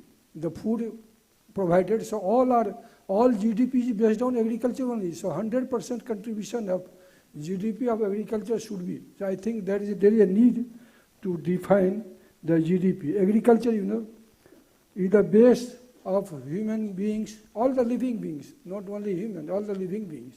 How we can separate that? Without that, we cannot go on the Mangalyaan, you cannot go on Chandra, you cannot leave Chandrayaan, other things. So food is most important, and it should get the most important things. Our food systems, agri-food system is very resilient. But there are so many challenges. You see the challenges are even the geopolitical challenges nowadays. Pandemic challenges comes anytime. Climate we are all talking about. And of course, you may be knowing that there is a need of thinking that how many peoples will be cultivating agriculture by 2047 and beyond that. Because from 75% to now it is around 45%, and by 2047 it may be only 25 to 30%. So where is that? Then again robotics is coming. You know, maybe after 2060 or 2075, there is a very less person. Most of the industrial work will be done by robots. And then robot does not require any clothes. Robot does not require any foods. Robot does not require many other things. So what is about agriculture about that? So agriculture may be the production, productivity, whatever we have, that may be required to provide the input to the scarcity material needed to empower the country to have the best things from the agriculture. So what is about industrial agriculture? Already we have started, we are seeing that how the maize, corns are being utilized for energy productions. So can we think of on agriculture and which can be utilized for production of many industrial produce? Many already are being, but which are not being done. For example, the energy, of course, is there, and then also the scarcity materials, sensors, many other things. We are working on development of sodium ion battery using the crop residue. Can we think of that? So how can we reduce the lithium ion import from other countries? Rare earth metals. How we can agriculture in future, maybe after 2047, can provide this. So this technology, this panel discussion is mostly should be and discussed with the problems being faced by agriculture, not only 2047, how we can transform our agri-food system by 2047, and how we can be more sustainable, more robust, even beyond that, looking the situation and finding the situations in the future, maybe in 100 years. Because in our culture, we say, "Jahan na jaye Rabi, wahan jaye Kabi." So scientists has to also imagine the logo of this stick is imagine. Imagine that what will happen after 2047, after 2075, and we have to put the foundation now. So with this, I welcome all the panelists, Dr. Bansal, Dr. Bandyopadhyay, and all the panelists in this, and we will have the situations where we can reach and things. We can start with Dr. Bansal, and if you can 2 minutes tell your point of view, then we will ask Dr. Bandyopadhyay, accordingly we will reach, but stick to the time because many people have to go by flight, I think, so we have to finish on time. Yeah, okay, thank you. First of all, thanks to the organizers for this wonderful opportunity, to interact with you all, and thanks to Dr. Jha and to the whole ICR system. And this is an important session, no doubt, emerging agriculture technologies. You have already heard a lot, the eminent speakers in the previous session. And technology, you all know, of course, plays a pivotal role, not in agriculture, in all the walks of life, in fact, for better life. And specifically, what I'm going to talk about briefly, has been talked by Dr. Jha, is on genome editing. As was mentioned also by Dr. Mahapatra in his keynote address, that genomics or genome editing-based technologies are really going to be important. While, I said before that all technologies, including, any kind of a technology with regard to agronomy, farming practices, drone technology or digital agriculture technology, all remain very, very important. But to me, it appears as a scientist that they all revolve around what kind of seed or the variety you have sown in your field to harness those kind of crop and the benefits for the farmers. And the recent report of 2025 of the United Conference on Trade and Development, which had just recently come a few months ago, it has identified which the job it is for this particular UN body is to identify some of those technologies which could be utilized for developing world, for developing their economy. So this is based on agriculture. I'm talking about it. They've identified about 15 to 17 technologies, and one of them they've given emphasis on genome editing for the first time, a biological-based technology.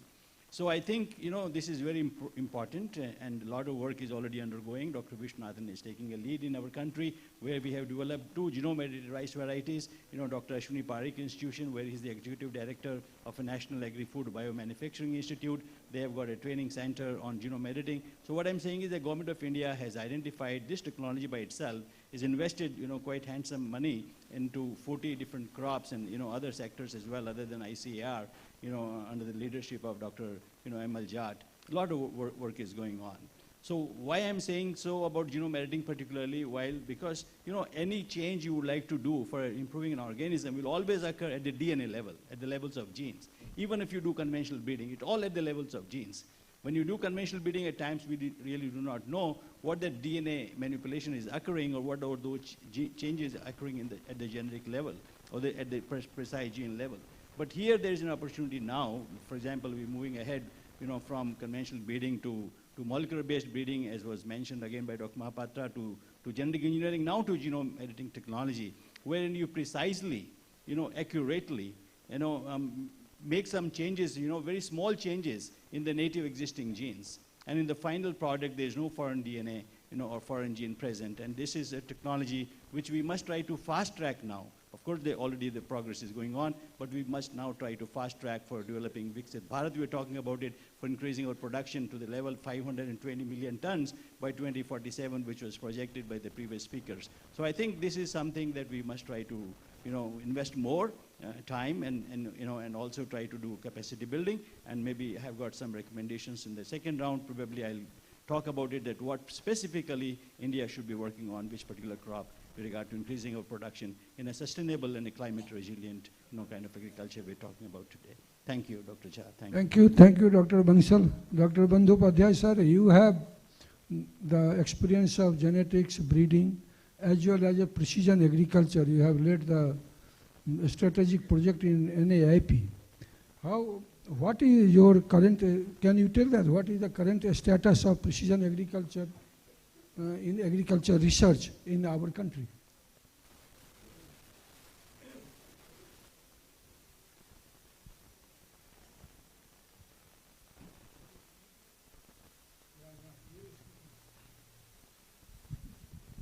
Thank you.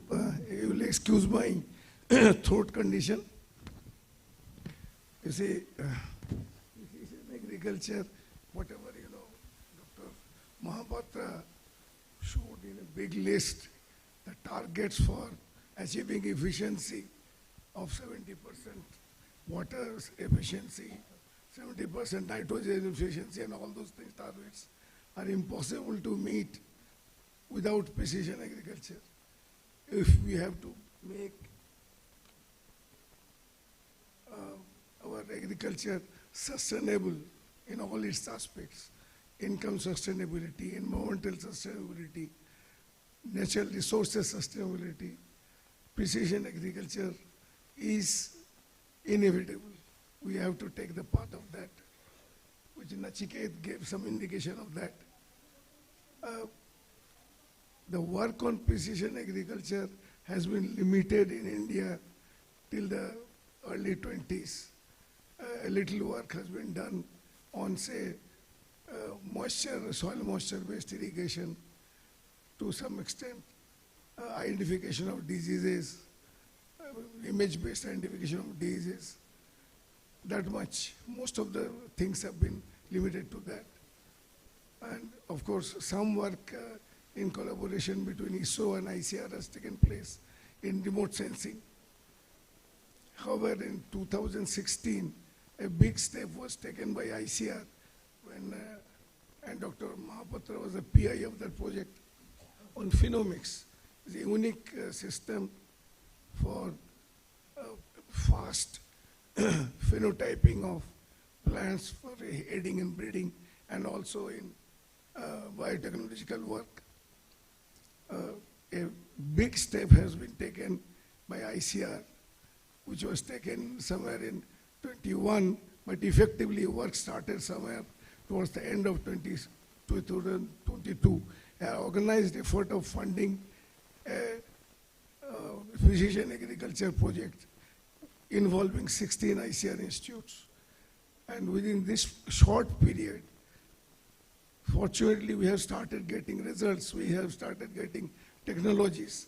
About 20, 25 technologies have come out of it. Although it will take a little time to take it to the farmers. It has to be taken to the farmers. But some advance has been made. Some of the examples I will give you. Say digital soil maps, crop health monitoring systems, soil fertility through hyperspectral sensor and fertilizer recommendations based on that.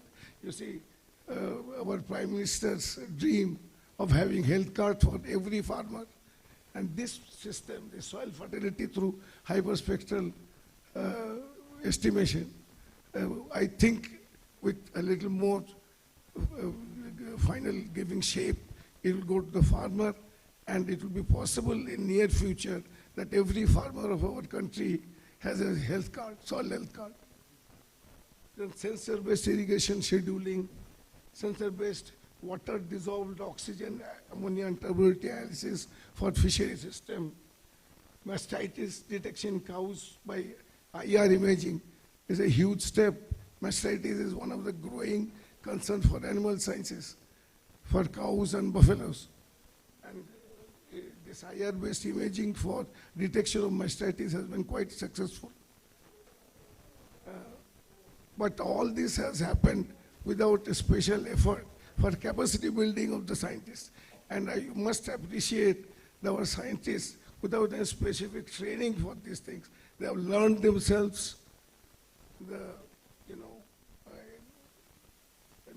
use of sensors, use of machine learning, large data analysis, and they have done themselves and reached somewhere within about 3 hours. It's a big achievement. But a great lacuna has been that the steady stream of biological data which should go into this big development of precision agriculture system has been weak. Integration of biological work with this sensor-based work and machine learning-based work has been weak. So this is the more or less. Thank you, sir. Thank you, sir. Sri Avilash Sathiji, you are one investor. I would just like to know that what are the emerging technology which you feel has been developed in India, available in India, and you would like to invest in them, or your colleagues, many startups like to invest in them. Can you put some light on those technology? Yeah. Good evening, everyone. I completely agree with whatever was told earlier. I think in an agriculture perspective, the country has really grown leaps and bounds over the last 10 years specifically, and over the last 15, 20 years in a larger aspect. Of course, a lot of work has been done by the government institutions, and we as a private entity putting in catalytic capital to help some of the entrepreneurs who are starting up in the agriculture space. We have done our bit as well. And we can see some of the larger companies have already been formed in India, specifically Dehat, Arya, some of our portfolio companies, and even satellite tech companies like Pixel. These are all part of our portfolio, which is doing or contributing to Indian agriculture. Of course, I'm not educated enough to talk so much deeper into technology, but would love to leave a bit of a macro picture of what is happening across the world. If you see from the last, I would say, 3 to 4 centuries, the real fight is always for resources. The human population has been increasing constantly post the Industrial Revolution, when we have all kind of settled down. The health of human beings have also been increasing. So 1900, we were at, 1.5 billion people, growing up to almost 6.2 by 2000, and now we are 8.5, 8.3, something like that. And Indian population in the same period has increased from around 230 to 1.06 to about 1.45. Geography is limited. Our population is increasing. That is why the demand on the resources are increasing. It's the same land from which we have to generate energy, we have to generate food, and we have to also generate food for our animals as well. So the food versus feed versus energy, that conundrum is becoming more and more tangible with, when we are progressing further. And that is something that is in our mind always when we look for investments. So how to solve this? The first problem in any agricultural scenario, the typical Malthusian population theory, so the population is increasing. Of course, there's a lot of contradictory views of it as well, but fight for resources is there. And right now we feel that in India specifically, we have a problem of plenty. We produce a lot, we do not take it to the right markets at the right time, because of which the losses happens. Of course, the numbers are debatable as well for perishables and non-perishables, but the first focus area for us was on technology or even marketplaces to solve for the losses that is happening, and also to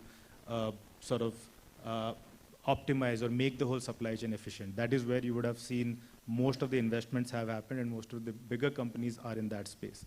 In fact, when we had invested into Pixel, our whole thought process was, the Western countries have done it very well in terms of using satellite imagery to predict when the harvest is going to happen and hence the entire supply chain very efficiently. That doesn't happen in India because of very small landholder nature of this country. So we needed more higher resolution, hyperspectral satellites up there. The government have it up in the space, but we have invested in Pixel, and I've introduced Dr. Rabi Saucer as well with them, and he has guided the company in the early days to generate data which can help Indian agriculture. Thank you. Oh, okay. Again, second round you can come. Fine. Okay.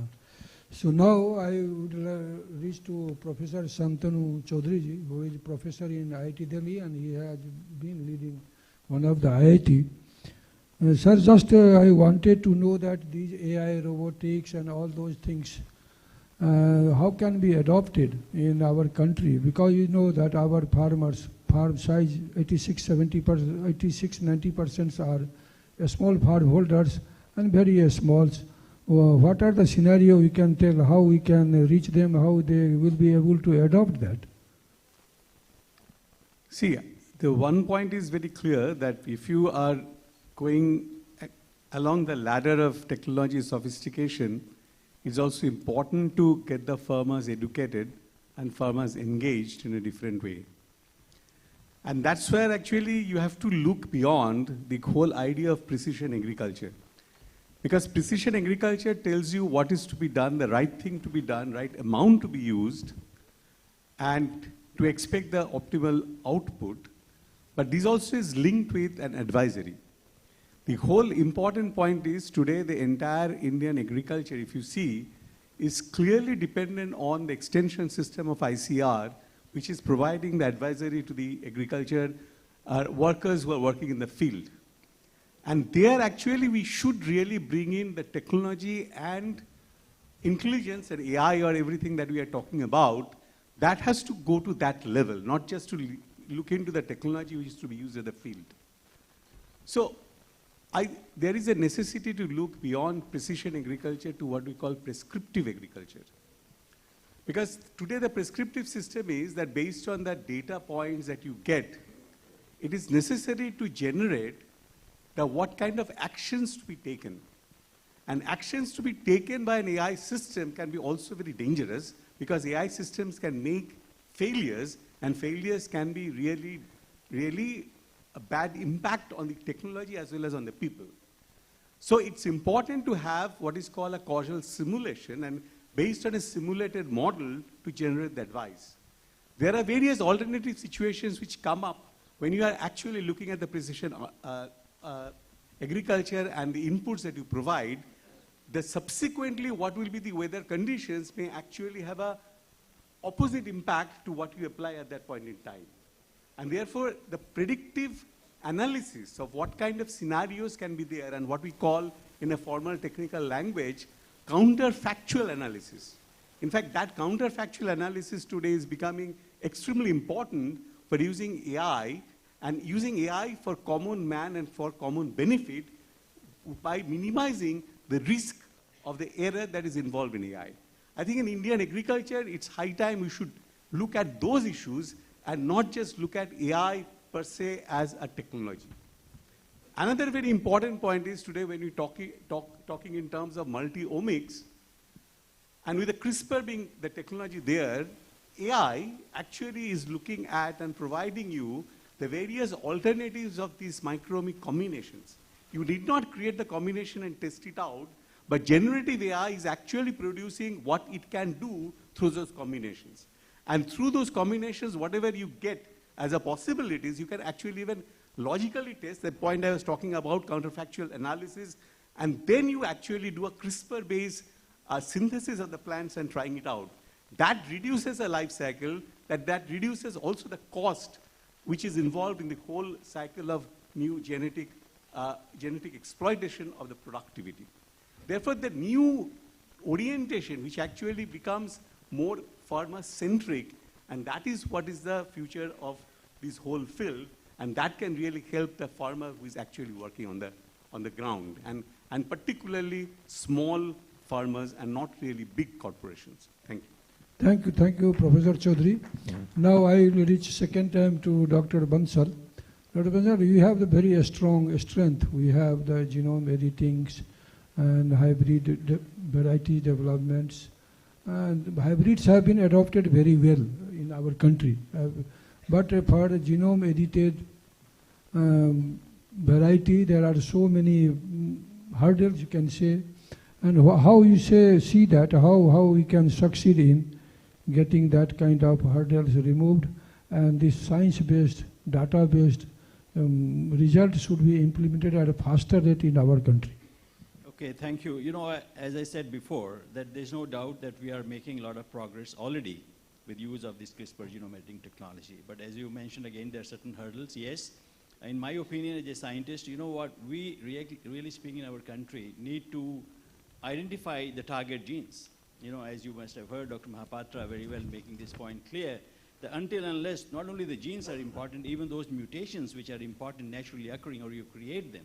You know, so in short, what we need is to identify the target genes which are linked with a particular phenotype or the trait which you are looking for.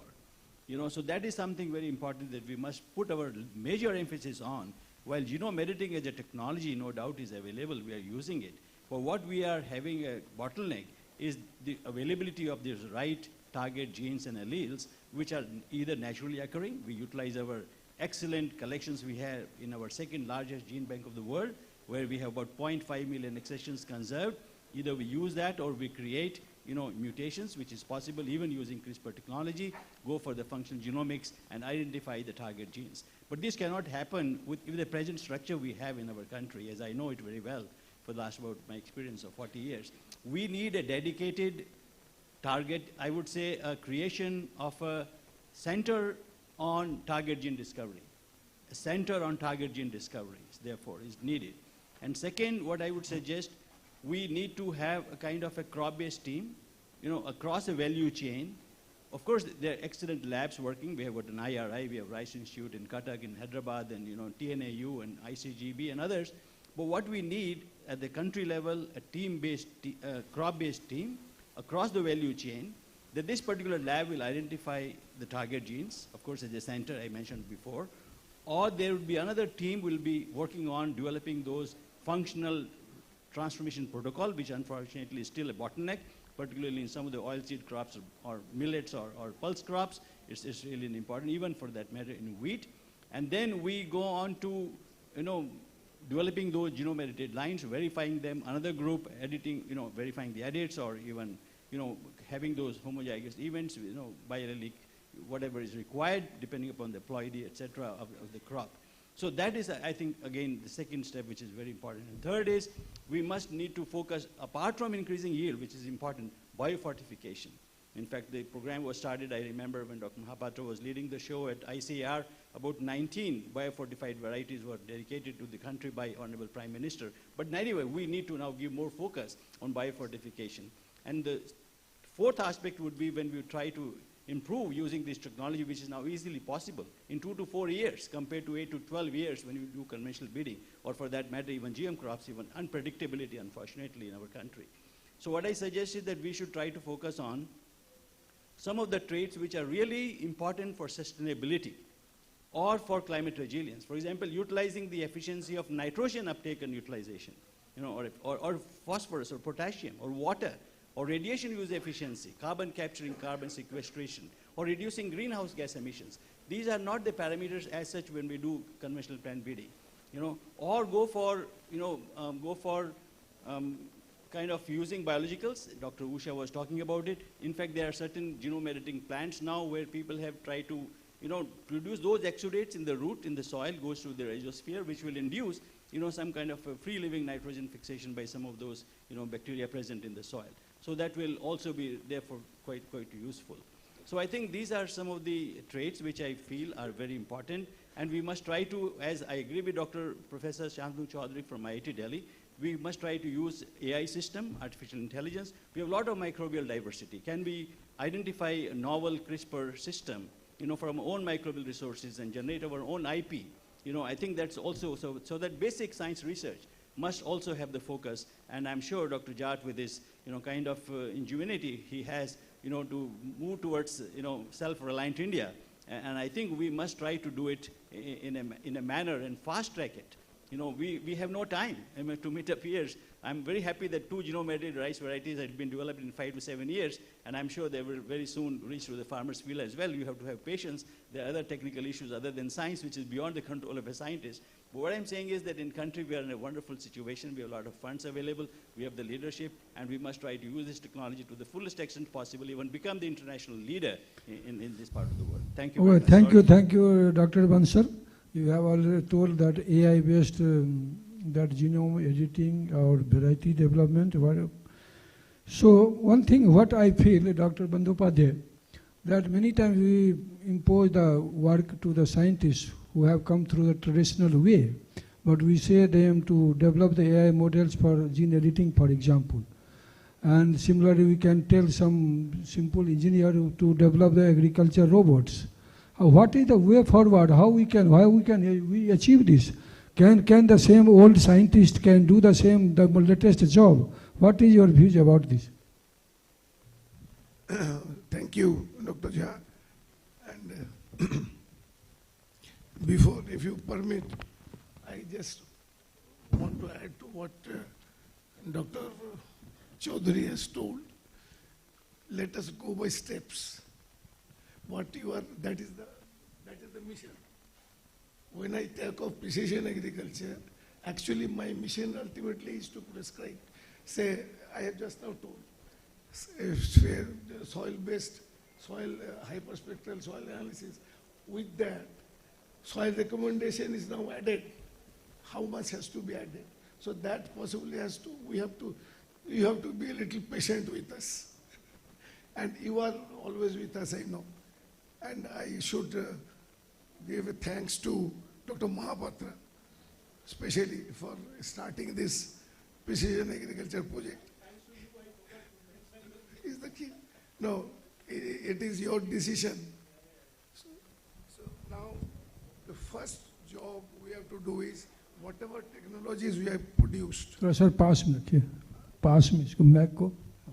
Whatever technologies we have now produced under this, it has to be packaged for the farmers.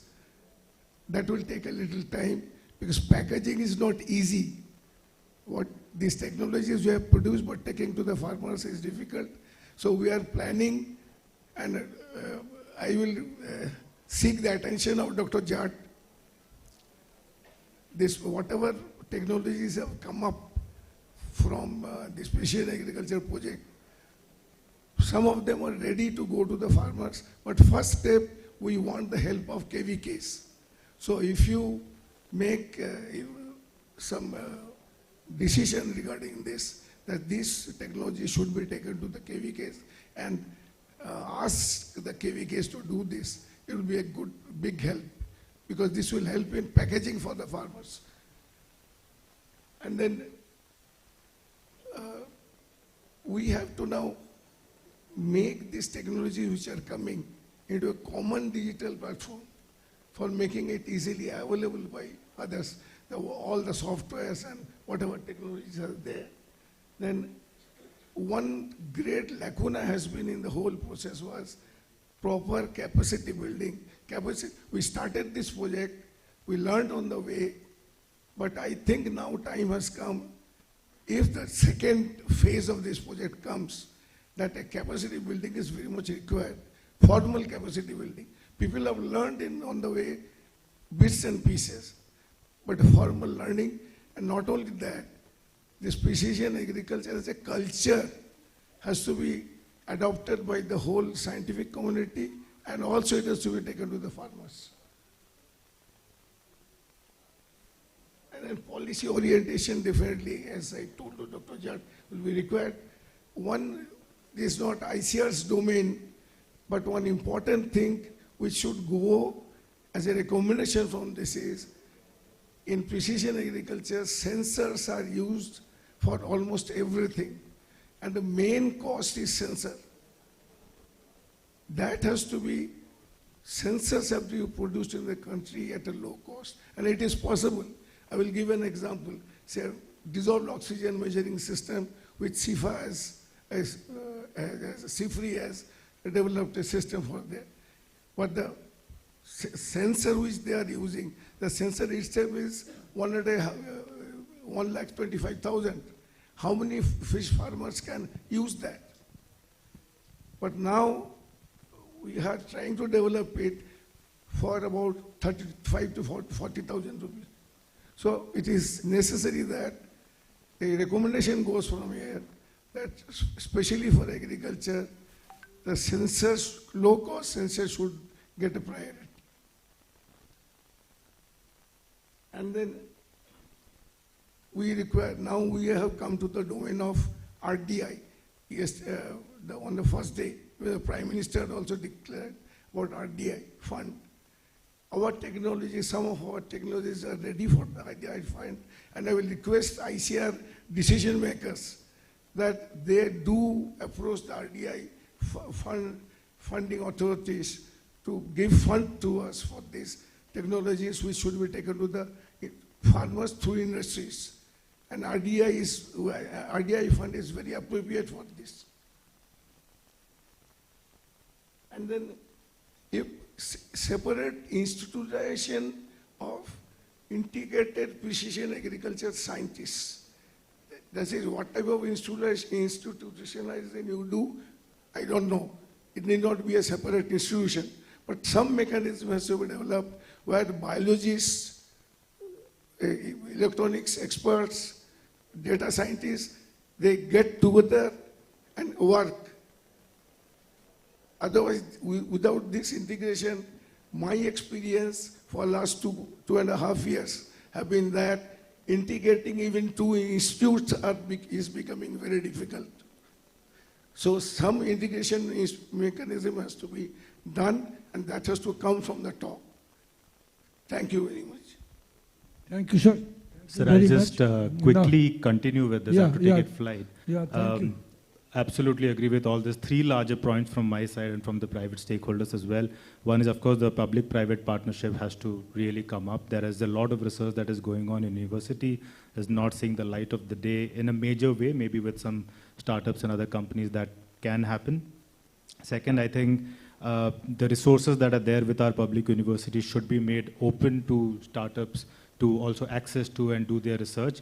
And one big thing there that I generally ask to all the stakeholders whenever I meet is that India needs a very strong accreditation party. All the technologies, now that more and more deep tech companies are coming into agriculture on the bio side and the technology side, there is a big chasm in, from the seed funding to, let's say, a Series B funding, and that is where the Indian venture capitals are not available.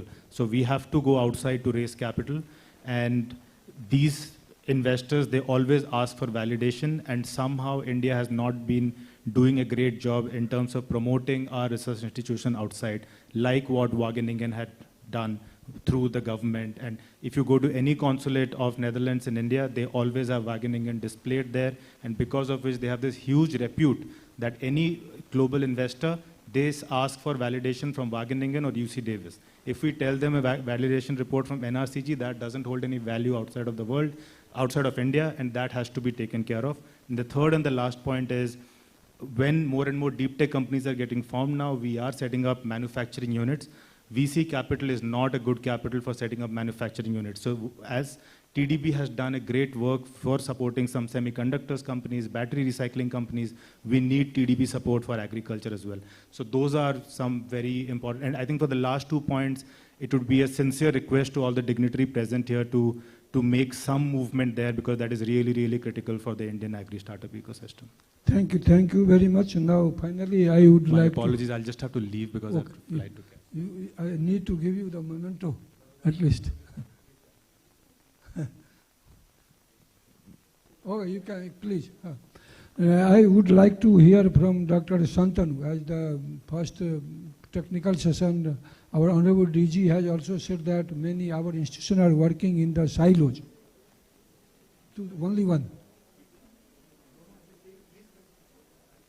Would give to them. Madam, so what is the way forward? How we can? And as Dr. Bandyopadhyay has suggested we should integrate in forms of institutions or some mechanism so that all the biologists and engineers should work together to have a visible impact at accelerated rate. So what is your suggestion, being an engineering apex institute? How we can integrate it, and what is your suggestion? Okay, so let me just put one thing that what I stated also is, see, it's not that it's the precision agriculture, AI, everything is fine. But what is important is it has to be really filtered through acceptability. And our extension program should also get aligned to take this forward with confidence. I think without that, these technologies will not reach the farmers at the end. The other important point is that to build the multidisciplinary institutes, because today what you require under the same roof, you need a geneticist, you need a AI engineer, you need actually an agronomist, and people sitting together giving shape to the technology. Now, how do you do that? I think we have to possibly change or come up with a new concept of agricultural labs, that the way the agricultural institutes have been created, maybe some center of excellences should be created inside the ICR system, which should be multidisciplinary and targeted. Maybe it may be AI targeted, AI, core AI, and how it can be used in a variety of fields. It can be from an engineering point of view. There can be a COE on robotics, where actually COE I'm specifying in the sense where multiple institutes which are there today come together and work with a common agenda. Not just projects. There is a difference between a project and working in a COE where in a geographically co-located fashion, technology gets generated. I think this is what I think we should really look forward to and should be one of the recommendations. Thank you, Dr. Professor Chaudhary. Now I think one or two questions from the audience, not more than two, I think. Yeah.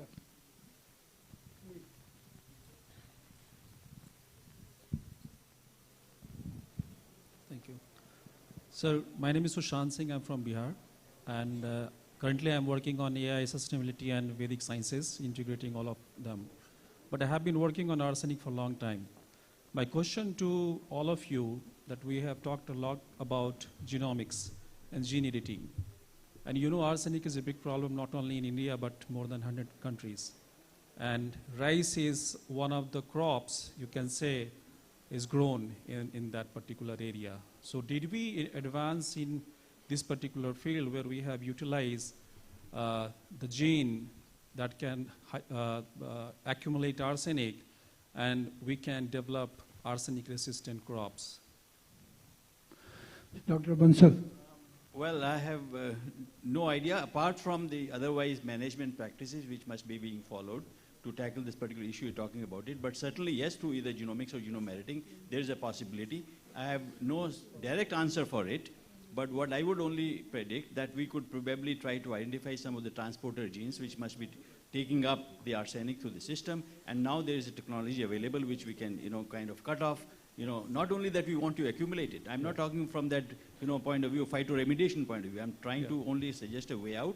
If we identify some of those transporter genes, those could be then kind of deactivated or kind of nullified, using this technology, so that whether the rice will be able to grow as much or not, I don't know. That we have to, again, develop a practice, Sure. management practices point of view. But yes, there is a way out to, in fact, develop some of those, not resistant, I would say, rice, but the rice which will not avoid taking up some of these arsenic, which is not really good for the health. And that's a very important point you have raised. I appreciate that. Thank you very much.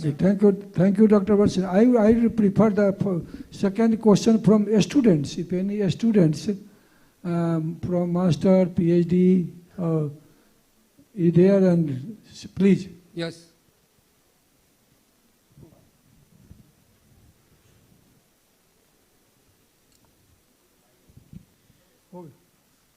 Student को एक मौका देना चाहिए. Hi everybody, thank you for the lovely presentation. I really enjoyed it. I'm studying biotechnology from Australia and I'm here for the conference. And I wanted to ask that we are seeing that the rise in agriculture, in the future in agriculture is also going to be a lot of vertical farming and closed environment farming, which will be AI automated. That is what the trends are hinting at. So I would just like to know your views on this, like how is India preparing for that kind of future? बताइए. By the time the others think, I would only suggest, with my little experience of the kind of thing you're asking, that vertical rice in India probably may not be accepted at all. I mean, this is my personal view. We should not go for it. We have enough land. We should only have those varieties which otherwise will be required by the farmers, you know, to grow as much as we want. This is what, in short, I can just say from my perspective, which could be accepted or... Thank you very much. Now, whoever has, we can discuss after this break. We will have some few minutes break for tea and we can discuss any question to anyone. Yeah, thank you, sir. Dr. Professor Chaudhary. I am Harish Kumar from the CSTV Innovation Center for Rajasthan and promotion of solar energy. My question is, in present context, 70% population living in rural areas, where the Kusum Yojana, Prime Minister Surya Ghar Yojana implement very fastly. But there is a need of a combination of agricultural technology and photovoltaic, that is our agro-photovoltaic center, make an integrated agricultural and energy development center. Yeah, thank you. Very good question. It is related to...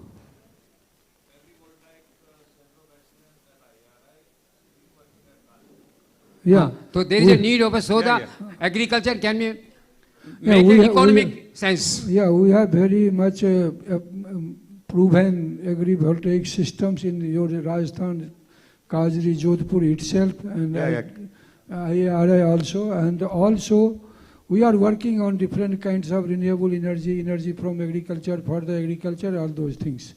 So now, yeah. Actually, Kajri, I was referring to Kajri, that agrovoltaic work which is going on over there. So I think I personally have experience of that center's work, and that is actually showing the way forward. Thank you very much. Thank you, Dr. Jha and esteemed panelists, for the stimulating discussion covering the breadth and depth of technological innovations in Indian agriculture. I now invite Dr. P.K. Jain to please give a memento of appreciation to session moderator Dr. S.N. Jha. Next, I would request Dr. Anuradha Pugad to please give a memento to Professor K.C. Bansal.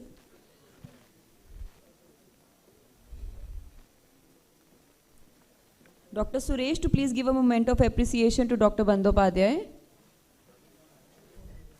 And Dr. Anil Rai to please give a memento to Dr. Shantanu Chaudhary.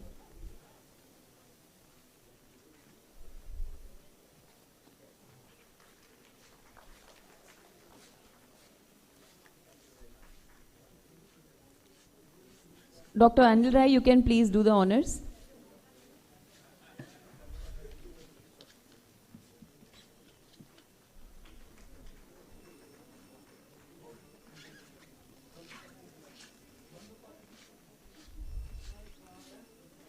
Dr. Anil Rai, please give a memento to Dr. Bandyopadhyay.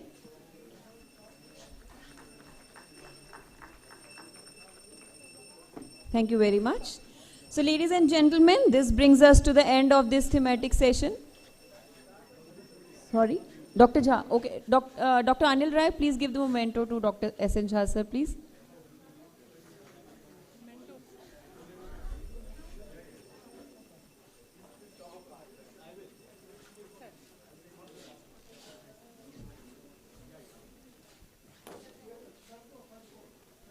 Dr. S.N. Jha.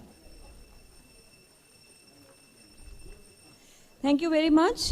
This brings us to the end of this thematic session on emerging agriculture technology. I request you all to please move to the plenary hall for the valedictory session. And thank you very much for being the wonderful audience. Thank you so much. All the committee members, if you want a group photograph, I request you all to please be on the dais. Rest of all can please move to the plenary hall. The committee members, organizers,